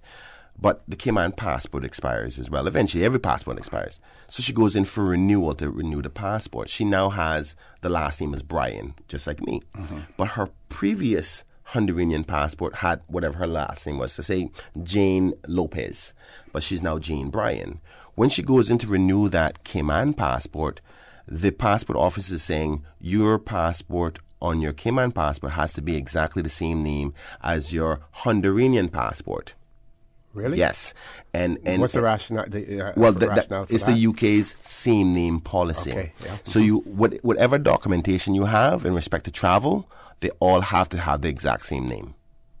So now, there's one or two things. It's either when you put back your... And you're required to produce your Honduran passport yes. when you're renewing the Cayman passport. Yes, and you have to have it in the same name that you want to put the British passport in. So, for example, I've had people come to me and go, Kenneth, that passport has been expired for 10 years. And for one, that passport is expired. The Cayman passport is expired. The passport office is asking me to travel to Honduras to get it renewed. How do I get to Honduras with both passports? So you can't tell them that you never had a passport before? No, but I don't think you want to lie to the UK government. So basically, that's the circumstances that some people are facing. And it becomes more difficult once you're dealing with what is perceived to be third world economies, because there is the I think the policy was fearful based on corruption in certain countries. Like, say, for instance, you can have some people are traveling on different passport, different names, and you never can keep track of these individuals. So you go into the UK as Miss Jane Bryan, come back out as Jean Lopez, that kind of thing. And they're trying to stop that, which I understand the rationale. But what does the government do for those Caymanians? Because if she's my spouse and she's the mother of my kids and what have you, and she's been here for the last 15, 20 years. And she's already been issued with a passport. She's already been issued a passport. So that means that she's been naturalized and she's been given status and all those other things. So she's a Caymanian now. Now that person, for one, can't travel for safety issues and can't even leave the country. How did they solve the problem? Okay. So we have one caller. Let's go to the phone lines. Caller, good morning. Welcome to For the Record. Hi, good morning. How are you, gentlemen, this morning? Good morning. Fine, and you? I am good. Good morning, ma'am. It's good morning, Kenneth. It sounds like by the time I got my phone call, that the topic had changed a little bit. But I think just now you were talking about the Prentice Way, new road, running near to a residence which has generated fear by the occupants. Yes. But putting in a road near to is not something new for the government. As a matter of fact, weren't there some major consultations about the the Tibbetts Highway and the occupants of homes in Governor's Harbour? Didn't the government go through an extensive consultation program with them? I believe so, and plans were made for people to be compensated, for new homes to be built, as well. I believe in some of those instances, the road was going to actually go through the property. Through the property. See, this is where the trick is, and this is the circumstances of why the regulations may now have to be examined and changed. And I think the Honourable Minister recognises that. Under the regulations, once the road is not affecting your property, they don't need to relocate you. So it could be up to 1 inch to your borderline or to your house. As long as it doesn't touch it, they need not to do anything. And this is where the consideration has to come in, whereby you may not touch the property, but that doesn't mean you're not affecting the property. Okay, caller, you're still there? But I also remember that a part of the concerns for the residents in Governor's Harbour was also because they were considerate even of the noise of traffic going by and how it would affect their peace and tranquility. Yes? Yeah, because barriers, I think, were put up as well, in some areas. Yeah. No, I can understand about the regulations that had existed at the time and still exist now. But where do we lose our contact with humanity? The man has lived there for 60 years. You're putting in a major transportation infrastructure next to his home, where he has had his peace and his tranquility for 60 years. How do you interrupt and interfere with that simply because you have a regulation that allows you to put a road in, and if it doesn't affect your property, doesn't touch your property by an inch, you're free to disrupt the life that he has known culturally and socially for all of those years? But when we look at it on the other side of town, you see that the people that have money and have massive homes and stuff. Concessions are made for them. You reroute the road so that you can cater to them. And I am quite dismayed that a senior citizen in this country was not properly consulted, and his fears were not heard, and nothing was put in place to mitigate the circumstances for him as a senior citizen who has contributed to the building of this country. The roads, because you have a regulation, and he has already invested his sweat and his tears, and he's probably went to sea, or he helped to physically build the buildings in this country. And now you affect his life and cause him to live in fear, because his fear apparently is that a car is going to run into his home. And that's a very, very real fear. Kenneth, I wish you every success with advocating for this man and his family. Thank you. Thank you. Thank you very much, caller, for that, Mr. Bryan. Yes. Trying to save some time because we got two. Why don't we just take the commercial break now then, and then we can come on to that. We'll have enough time, I think, to cover all of them. Okay. Folks, please stay tuned for the record. We'll be back shortly. It was a day that changed my life. No words can describe the feelings of seeing my baby boy sick for the first time. The overwhelming feeling of fear to be responsible for his health and happiness became my priority. So I did what any nurturing mother would do when their baby is sick. I took him to get some of the best medicine possible. CTMH Doctors Hospital Pharmacy understands the importance of careful decisions you make every day for your family. Our staff work towards healthcare excellence and providing the most current and up-to-date training with pharmaceutical care, so you can feel confident in knowing that your family is safe with the right medication. At CTMH Doctors Hospital Pharmacy, we take care of your health. The Rotary Clubs of the Cayman Islands, Rotary Central Cayman Islands, Rotary Club of Grand Cayman, the Rotary Club Grand Cayman Sunrise, along with other valued community partners, look forward to the completion of the Rotary Children's Schoolhouse at the Queen Elizabeth Botanical Park in East End later this month. New leaves, new pages, new sightings, new sounds. Rotary Cayman Islands, inspiration to the next generation. Don't miss these incredible savings at Brand Source Home Gallery. Save 20% off store-wide for 4 days only. March 26th, 27th, 29th, and 30th. Save 20% on appliances, kitchen and bath fixtures, vanities, kitchen cabinets, custom closets, mattresses, furniture, and housewares. Just in time to spruce up your home for spring. It's the Brand Source Home Gallery store-wide savings event, March 26th through 30th. Save 20% on everything store-wide at Brand Source Home Gallery, Industrial Park. Call 623-5000 for details. Plastic pollution is a global issue. Even our beautiful islands can't escape plastic being found on our beaches and in the ocean. Together, we can change this. We can start by taking the 345 Pledge, which is a personal commitment to make better choices in our everyday lives. I am Kelsey Woodman-Bodden, Miss World Cayman Islands, and in a united effort for Cayman to be more environmentally friendly for the betterment of our future generations, I challenge all residents to take the 345 Pledge, which can be found at plasticfreecayman.com.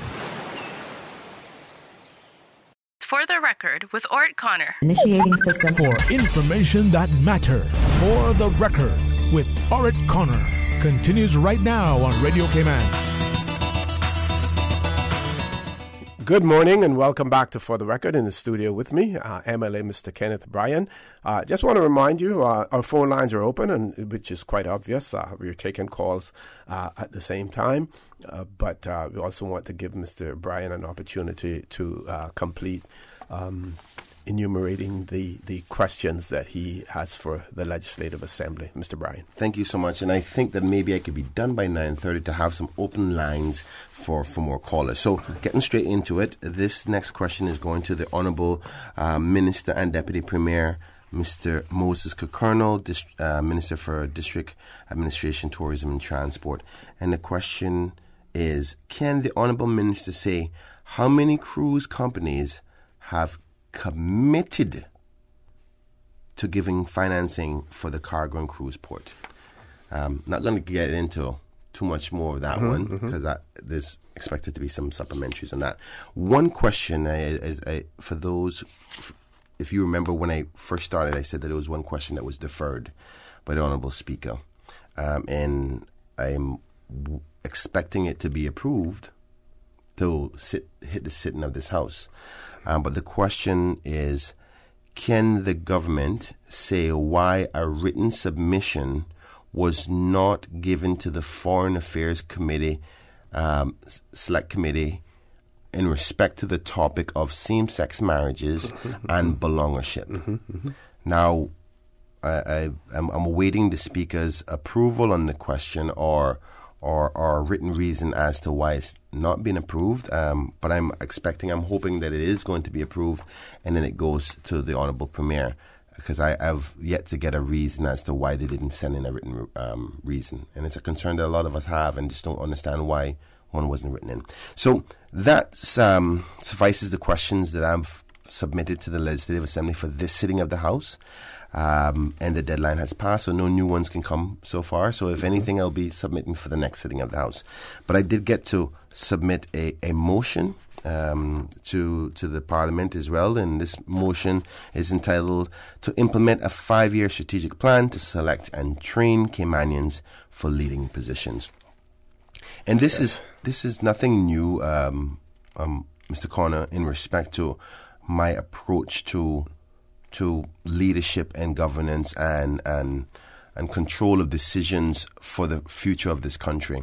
This motion is basically asking for the elected members of the Legislative Assembly to mandate by law that all key leading positions in this country in respect to what is governed by the government by way of civil service, statutory authorities and government-owned companies, the leaders and their deputies have to be Caymanian.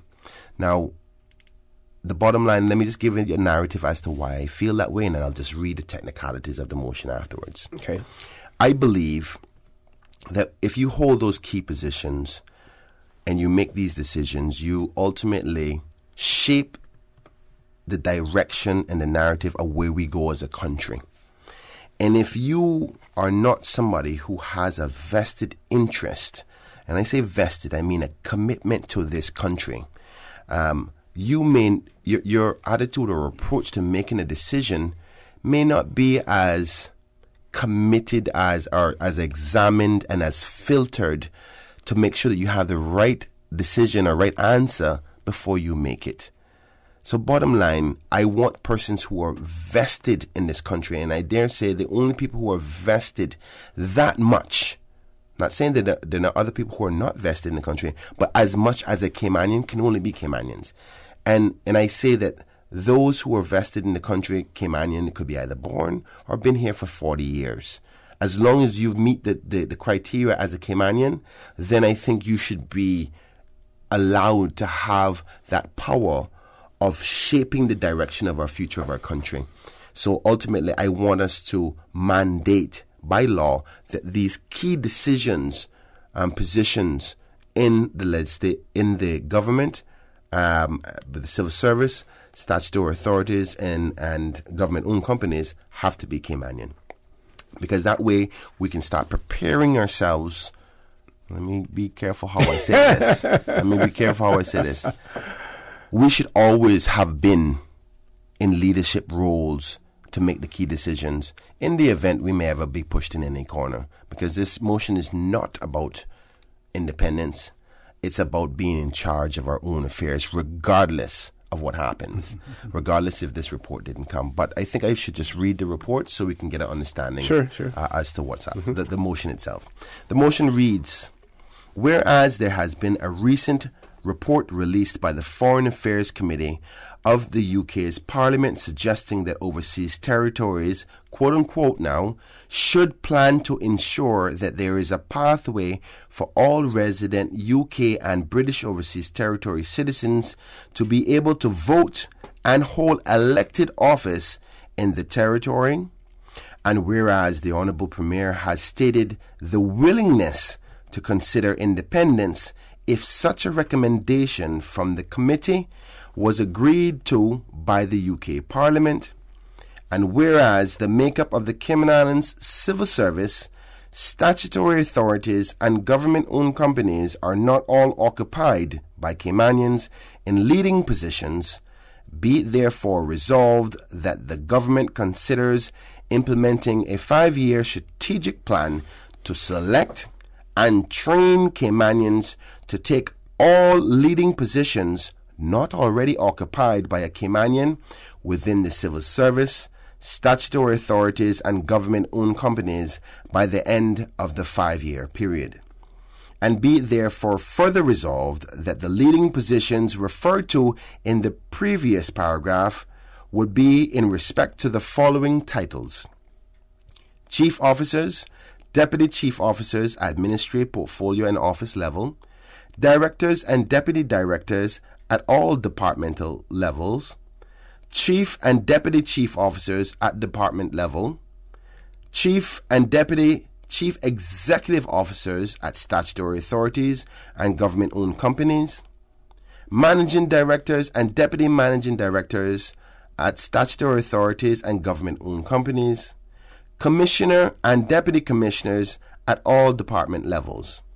And be it there further resolved that the government considers making the necessary changes to any laws to make it mandatory that all titles listed above can only be filled by a Caymanian by the first day of the expiration of this period. And be it there further resolved that the government considers implementing this plan immediately. Moved by myself, the elected member for Georgetown Central, and seconded by the Honourable Bernie A. Bush, MLA and Deputy Speaker for West Bay North. And I want to take this opportunity to thank the Honourable member from West Bay, Mr. Bernie Bush, for seconding this. He shares the passion with me in respect to making sure that key decision-making positions are held by Caymanians, because it shapes the direction of where we go as a country, because Caymanians have to be the people making the decision for our future. Okay. We have one caller. Let's go to the phone lines. Caller, good morning. Welcome to For the Record. Morning, gentlemen. Morning again. Well, see, I was dying to call you a couple of days ago when you were having a conversation with yourself, but my phone wouldn't cooperate, so I wasn't able to get through. But, I mean, I think while I'm not against Caymanians becoming, taking the higher positions, there are easy ways around that if the British really want to deal with that. Mm-hmm. The more important thing we need to focus on is preparing ourselves to be able to take care of ourselves if we have to go independent for whatever the reason is, whether it's this or some other reason.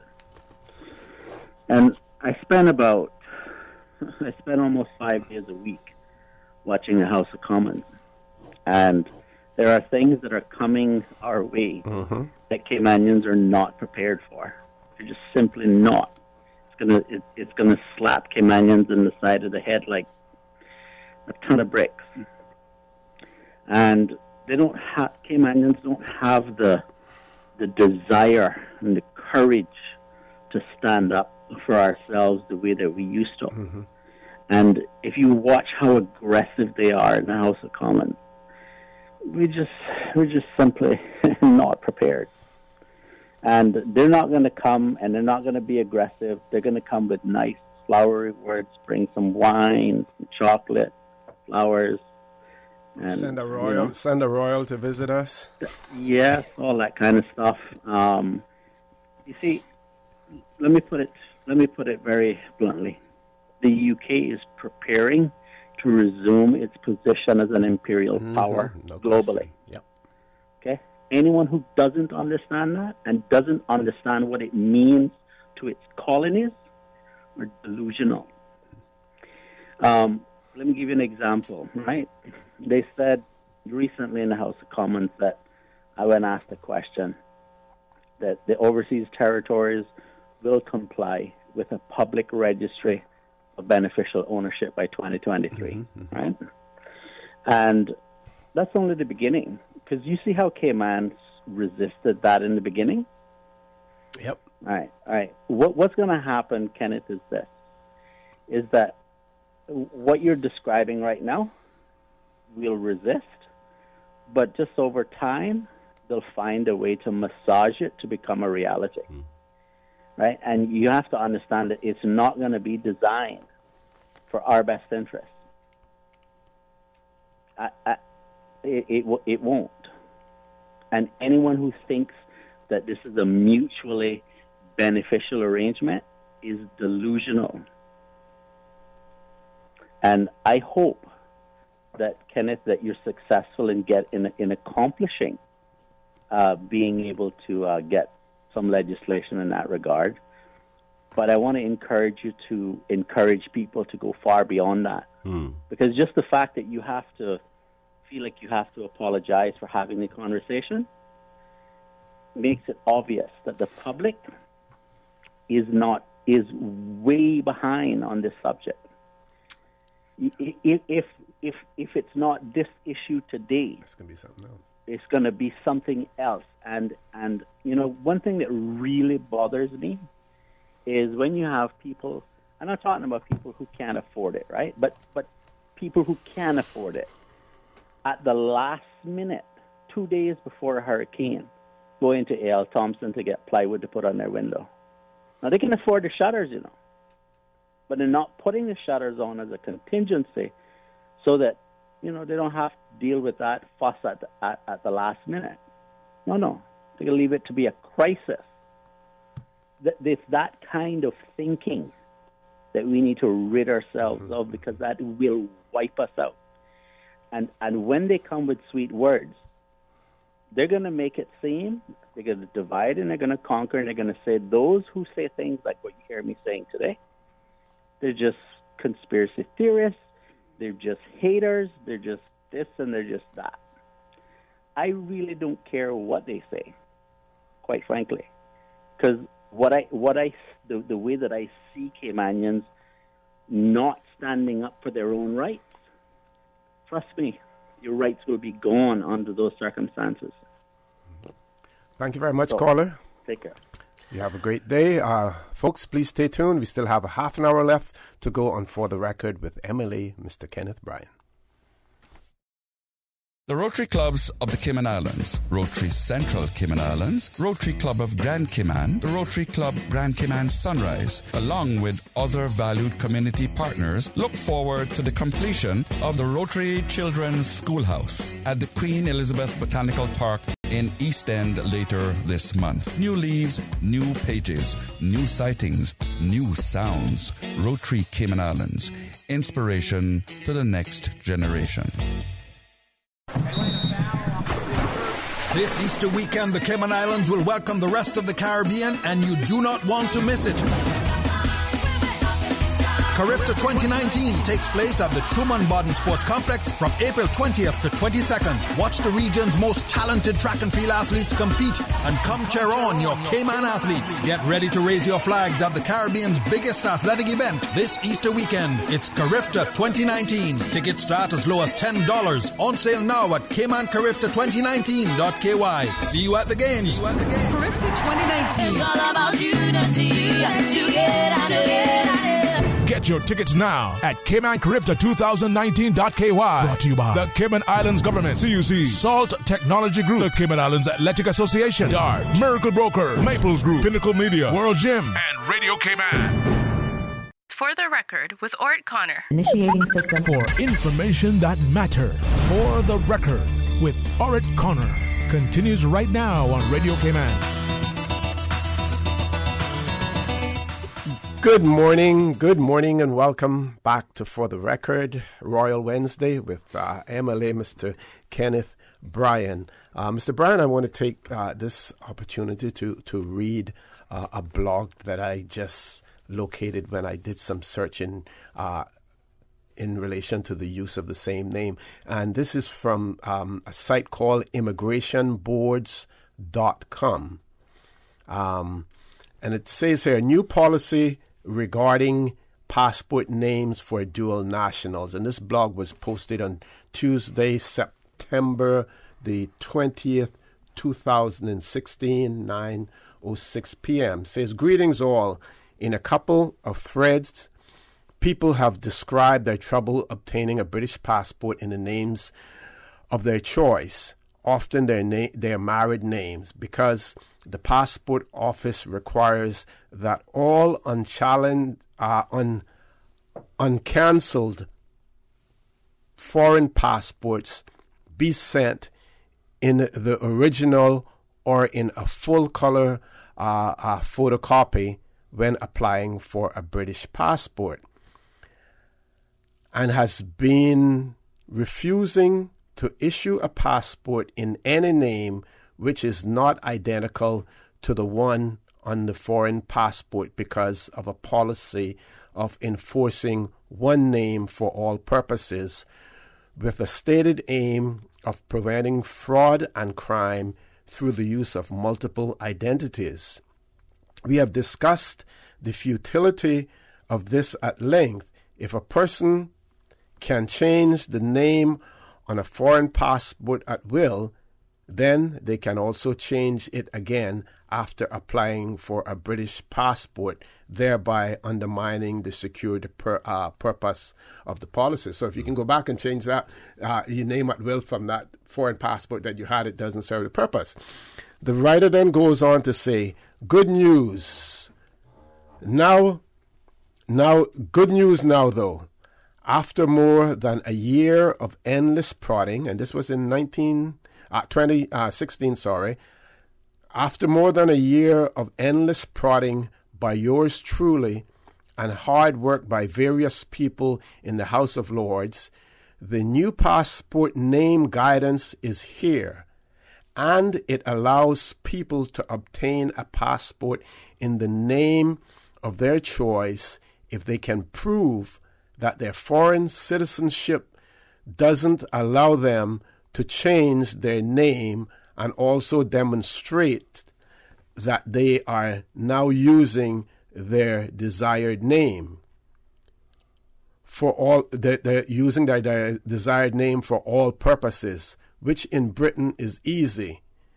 Take a marriage certificate into a bank, and they can change your account name within minutes.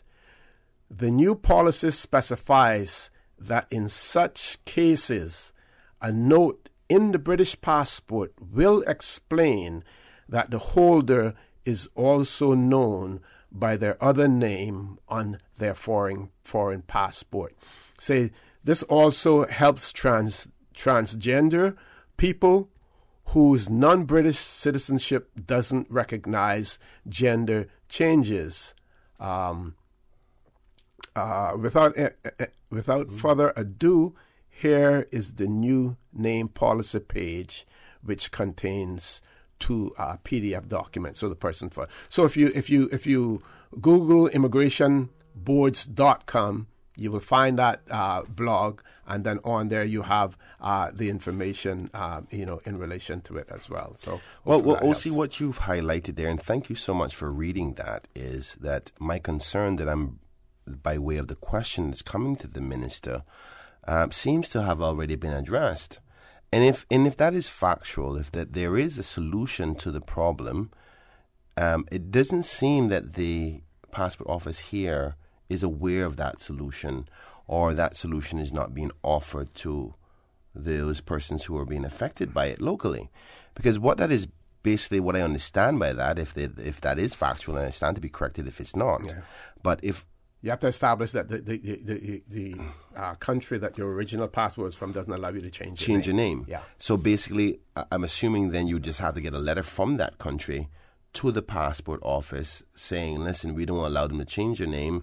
As a result, you then put a note within the passport, and that solves the problem. Mm-hmm. But what I understand from the constituents, and these are not particularly constituents in my constituency, but from various different constituencies across the Cayman, and I represent everybody regardless. And what they've said to me, Kenneth, is they have been told they have to go back to the country of origin and get it resolved. So those persons who can't fly because both their old passport and Cayman passport expired, they're trying to do it in an ad hoc way by sending the documentation there. And many of these what I say, third world economies, you have to kind of do that in person. You can't send it. It's not as efficient as we are here, where you can fill out the whole form and the like, and put a money order in, boom, it comes back, and it's all well and nice. So, say for instance, Jamaica, Honduras. I don't want to undermine any other countries, but countries that have problems with the passport elements are concerns previously, historically. So, I'm hoping that there is an answer, and I'm hoping that the minister is prepared to come with that answer. Because one of my automatic supplementary questions now is, isn't there already a solution based on your findings today? And has it not been considered? And why is it being told to the public that consideration is not there? But before I know we have a caller, I just want to say thanks to the last caller before that was on, Mr. Warren. I appreciate his support in respect to this motion, and I appreciate the importance that he's highlighted about my motion. I hope it's successful as well. Okay, let's go to the phone lines. First caller, good morning. Welcome to For the Record.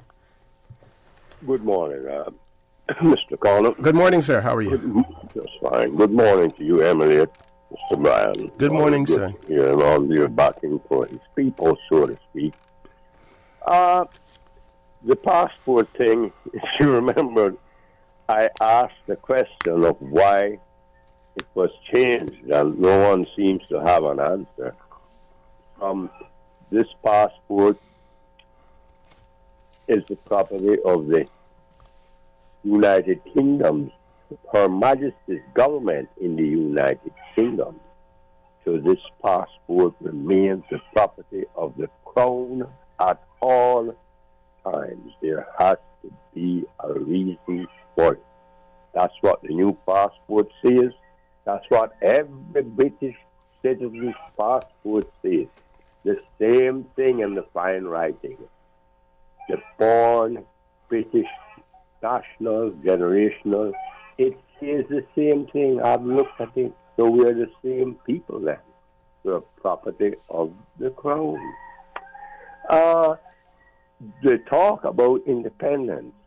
There was a time when Caymanians were a majority.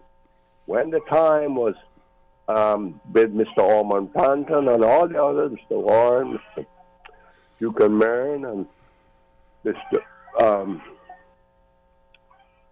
Farrington and the others, the Caymanians, generational Caymanians, were a majority at that time. The majority of businesses and land and so forth was owned by generational Caymanians. I think you have to agree with me with that one. This is a very different day and age. Very, very different. So it's a very different people we have become. I wish more people would read those two famous paragraphs from Mr. Ian Fleming. What we have become. 62 years ago next month we wrote those.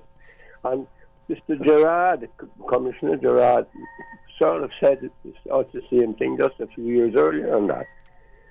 But the reality is, the talk about independence, good too, because it's more than likely it's inevitable, just as direct income tax. Anyone can see that now. It's inevitable. But the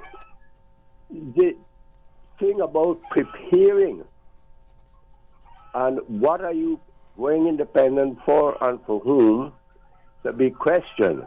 But preparing the people, one has to understand you have to write a new constitution first and foremost.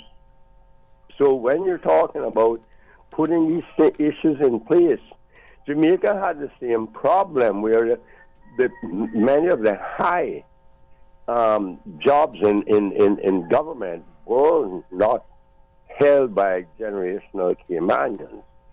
Jamaicans, I'm sorry. They even after they became independent, the commissioner of police was still an Englishman. But it didn't matter. The transition there was smooth at that because they knew what.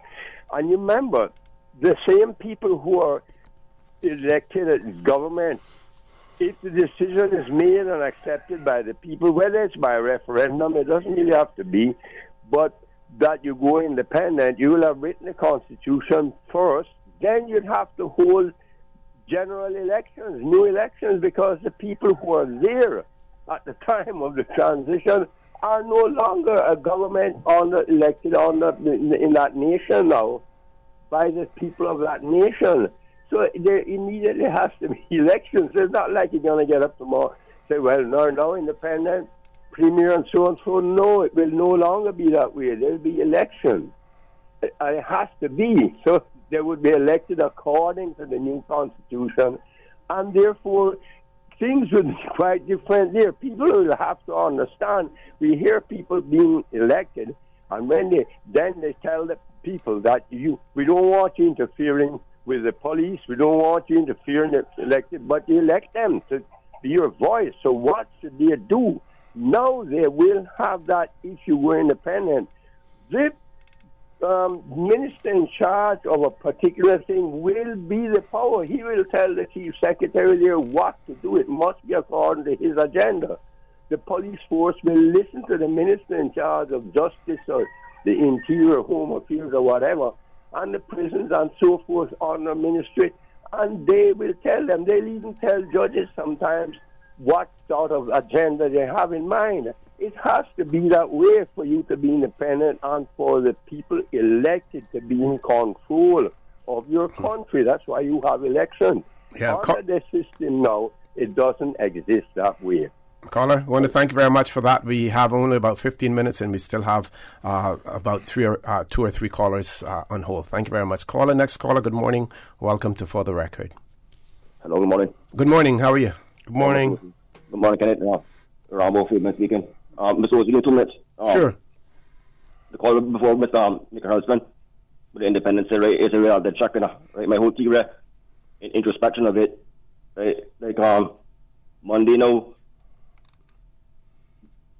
329, right? Eyes to 302, nose, right? The 650, right? In the Parliament, in the House of Commons. Mm-hmm. Right? And she resigned from Theresa May yesterday, right? And all that process through the indicative votes, right? And they come hard with a velocity, right? No skip around it, right? And listen, now crucial vote now. So right now the House of Commons is a cross-border, so there's a process compromising it now. And you saying now they better accept the Article 50, which we have been doing, and it's dysfunctional right now.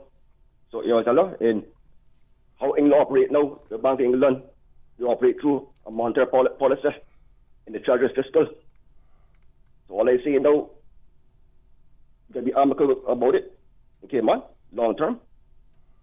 Right, because there's a rude awakening now. I'll tell you. Because she came in there before, right? I was 10 years old, the Queen came to the yacht, right? Her having a sling, right? More like he could be the king, right? Yep. To throw in monarchy, and that's the football game. And Boris Johnson on the corner. So I came on overtime this, right? Because it's a real check, like I said again. There's no escape going on here. But they're serious now. They're serious. It's serious. Yeah, they're serious. They don't play around now. I tell you. And Scotland red birds, and the no. Scotland red right now. Northern Ireland, I mean, right? And the IRA, they're afraid of now. Yeah. So let's prepare. Right? Can it? You do anything, but prepare. Okay.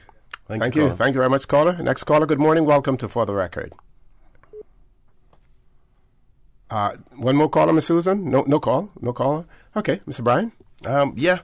Well, some interesting discussions about the concerns of preparation for situations of independence. I want the country as well as the listening audience to know that at this particular stage, I'm definitely not advocating for independence.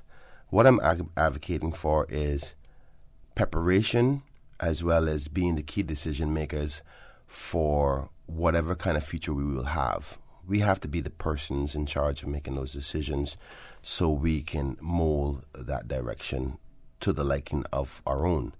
And I want to say that when we say Caymanian, I'm talking about all Caymanians. So I don't want people to feel, because we have this, some people don't feel that they're Caymanian after they actually put 20 years in. I want you to know that I'm not excluding you in that respect. You're a Caymanian now, and if you've put in 20, 30 years into the commitment to this country, and you've gone through the process of filtering and all that, and the country has decided that you are a Caymanian, I believe you should be able to affect and mold the direction of the country as well. So I want to make sure that is clear. And ultimately, my motion is really for preparation. I do not want us to go independent anytime soon. I think we should definitely have more say about our direction in respect to the things that we do here in the Cayman Islands. But the relationship and the bond with the UK is not necessarily a bad one from an economic standpoint. From a ruling and governance standpoint, maybe a little bit different, because some people may say, I think we should be have more authority over various different rules and what have you. But from an economic standpoint and how it affects your economy, the relationship with the UK is very beneficial for us all. Being attached to the Queen and the strong economy of the UK is beneficial to us. So moving away from that and just being on our own, we're only 65,000 people. If we're just that and that alone, from an international perspective, we may not be seen as strong as we once were. So there is benefits to being attached to the UK, but there's also some negatives because we're ultimately under the control of what they're telling us to do, and sometimes they're not things that we agree with. So by all means, I hope that our ultimate solution would be one of we get to be still in charge, and even more so in charge of our own affairs, but still have a very good communication and relationship with the UK, that we are not forced to go into independence, because I think that's where the narrative is now taking a course where it looks like we're having to think about independence more so, because there may be decisions that we're not comfortable with, that even now the Premier is saying if those decisions are taken by the UK Parliament, he himself would even leave the charge. Okay, we're going to take a quick commercial break. We still have one caller left. That will be the last caller for the morning as well. Quick commercial break. We will be back shortly. At Seaboard Marine, customers often ask us questions about their shipments. Hi, I'm thinking of buying a car from the States. Which port do you ship out of? Hi, we ship out of Miami, Houston, and Brooklyn. Just let us know your port of choice and we can provide you with a quotation and answer any questions you may have on insuring and protecting your vehicle during its journey. Shipping shore to shore, Seaboard. The Rotary Clubs of the Cayman Islands, Rotary Central Cayman Islands, Rotary Club of Grand Cayman, the Rotary Club Grand Cayman Sunrise, along with other valued community partners, look forward to the completion of the Rotary Children's Schoolhouse at the Queen Elizabeth Botanical Park in East End later this month. New leaves, new pages, new sightings, new sounds. Rotary Cayman Islands, inspiration to the next generation. Headlines. With the latest headlines. Headlines. All the news when you want it. Tune in to Radio Cayman for hourly headlines of the day's top stories. One of Cayman's bright and shining young stars. Local, regional, international. Headlines. Turning to international news. Updates on the hour between 7 a.m. and 6 p.m. on weekdays. Radio Cayman News. Headlines. Your voice, your choice for today's biggest news. This Thursday, we are keeping our listeners in the know. We're up here at Clifton Hunter High School where we are waiting the Prince of Wales. Join Radio Cayman as we follow the movements of the Royals. The Royal Highnesses, the Prince of Wales and the Duchess of Cornwall. Live coverage of the Royals this Thursday, March 28th on Radio Cayman. Hi, I'm Susan Watson. I'll be bringing you live coverage from the Grand Lawn of Pedro St. James as part of the Royal Visit. Radio Cayman, your voice, your choice. Your radio for the Royal Visit 2019. For the record, with Orrett Connor. Initiating system. For information that matters. For the record, with Orrett Connor. Continues right now on Radio Cayman. Good morning and welcome back to For the Record. We're on the last leg of the show. We're going to take our last caller for the morning as well with Mr. MLA, Mr. Kenneth Bryan. Caller, good morning. Welcome to For the Record. Good morning, OC. Good morning, Mr. Representative. Good morning. Good morning, sir. Good morning, sir. I know we have a very brief moment, but it is a very challenging thing, this requirement of same name. Mm-hmm. Now, there are Caymanians who are born abroad who came here on passports that they acquired while on their route back home, and then they got their official document to become Caymanian fully with passport, and then now they've been here for better part of 35 years, and I'm speaking from the experience of having to assist someone. They're in business. They're trying to renew their business license. Mm-hmm. They're now required to produce a current Cayman Islands passport as part of verification of who they are. Their passport is expired. It is not a submittable document. Mm-hmm. They are now required to go and find a passport that has been lost from another territory, and they are left in the quagmire of their businesses on the edge of complete decimation. Wow. Only because of bureaucracy. And it appears that there is a Caymanian deficit. And it appears that other people from other places who have relocated here otherwise do not have these challenges. And it really looks unfair.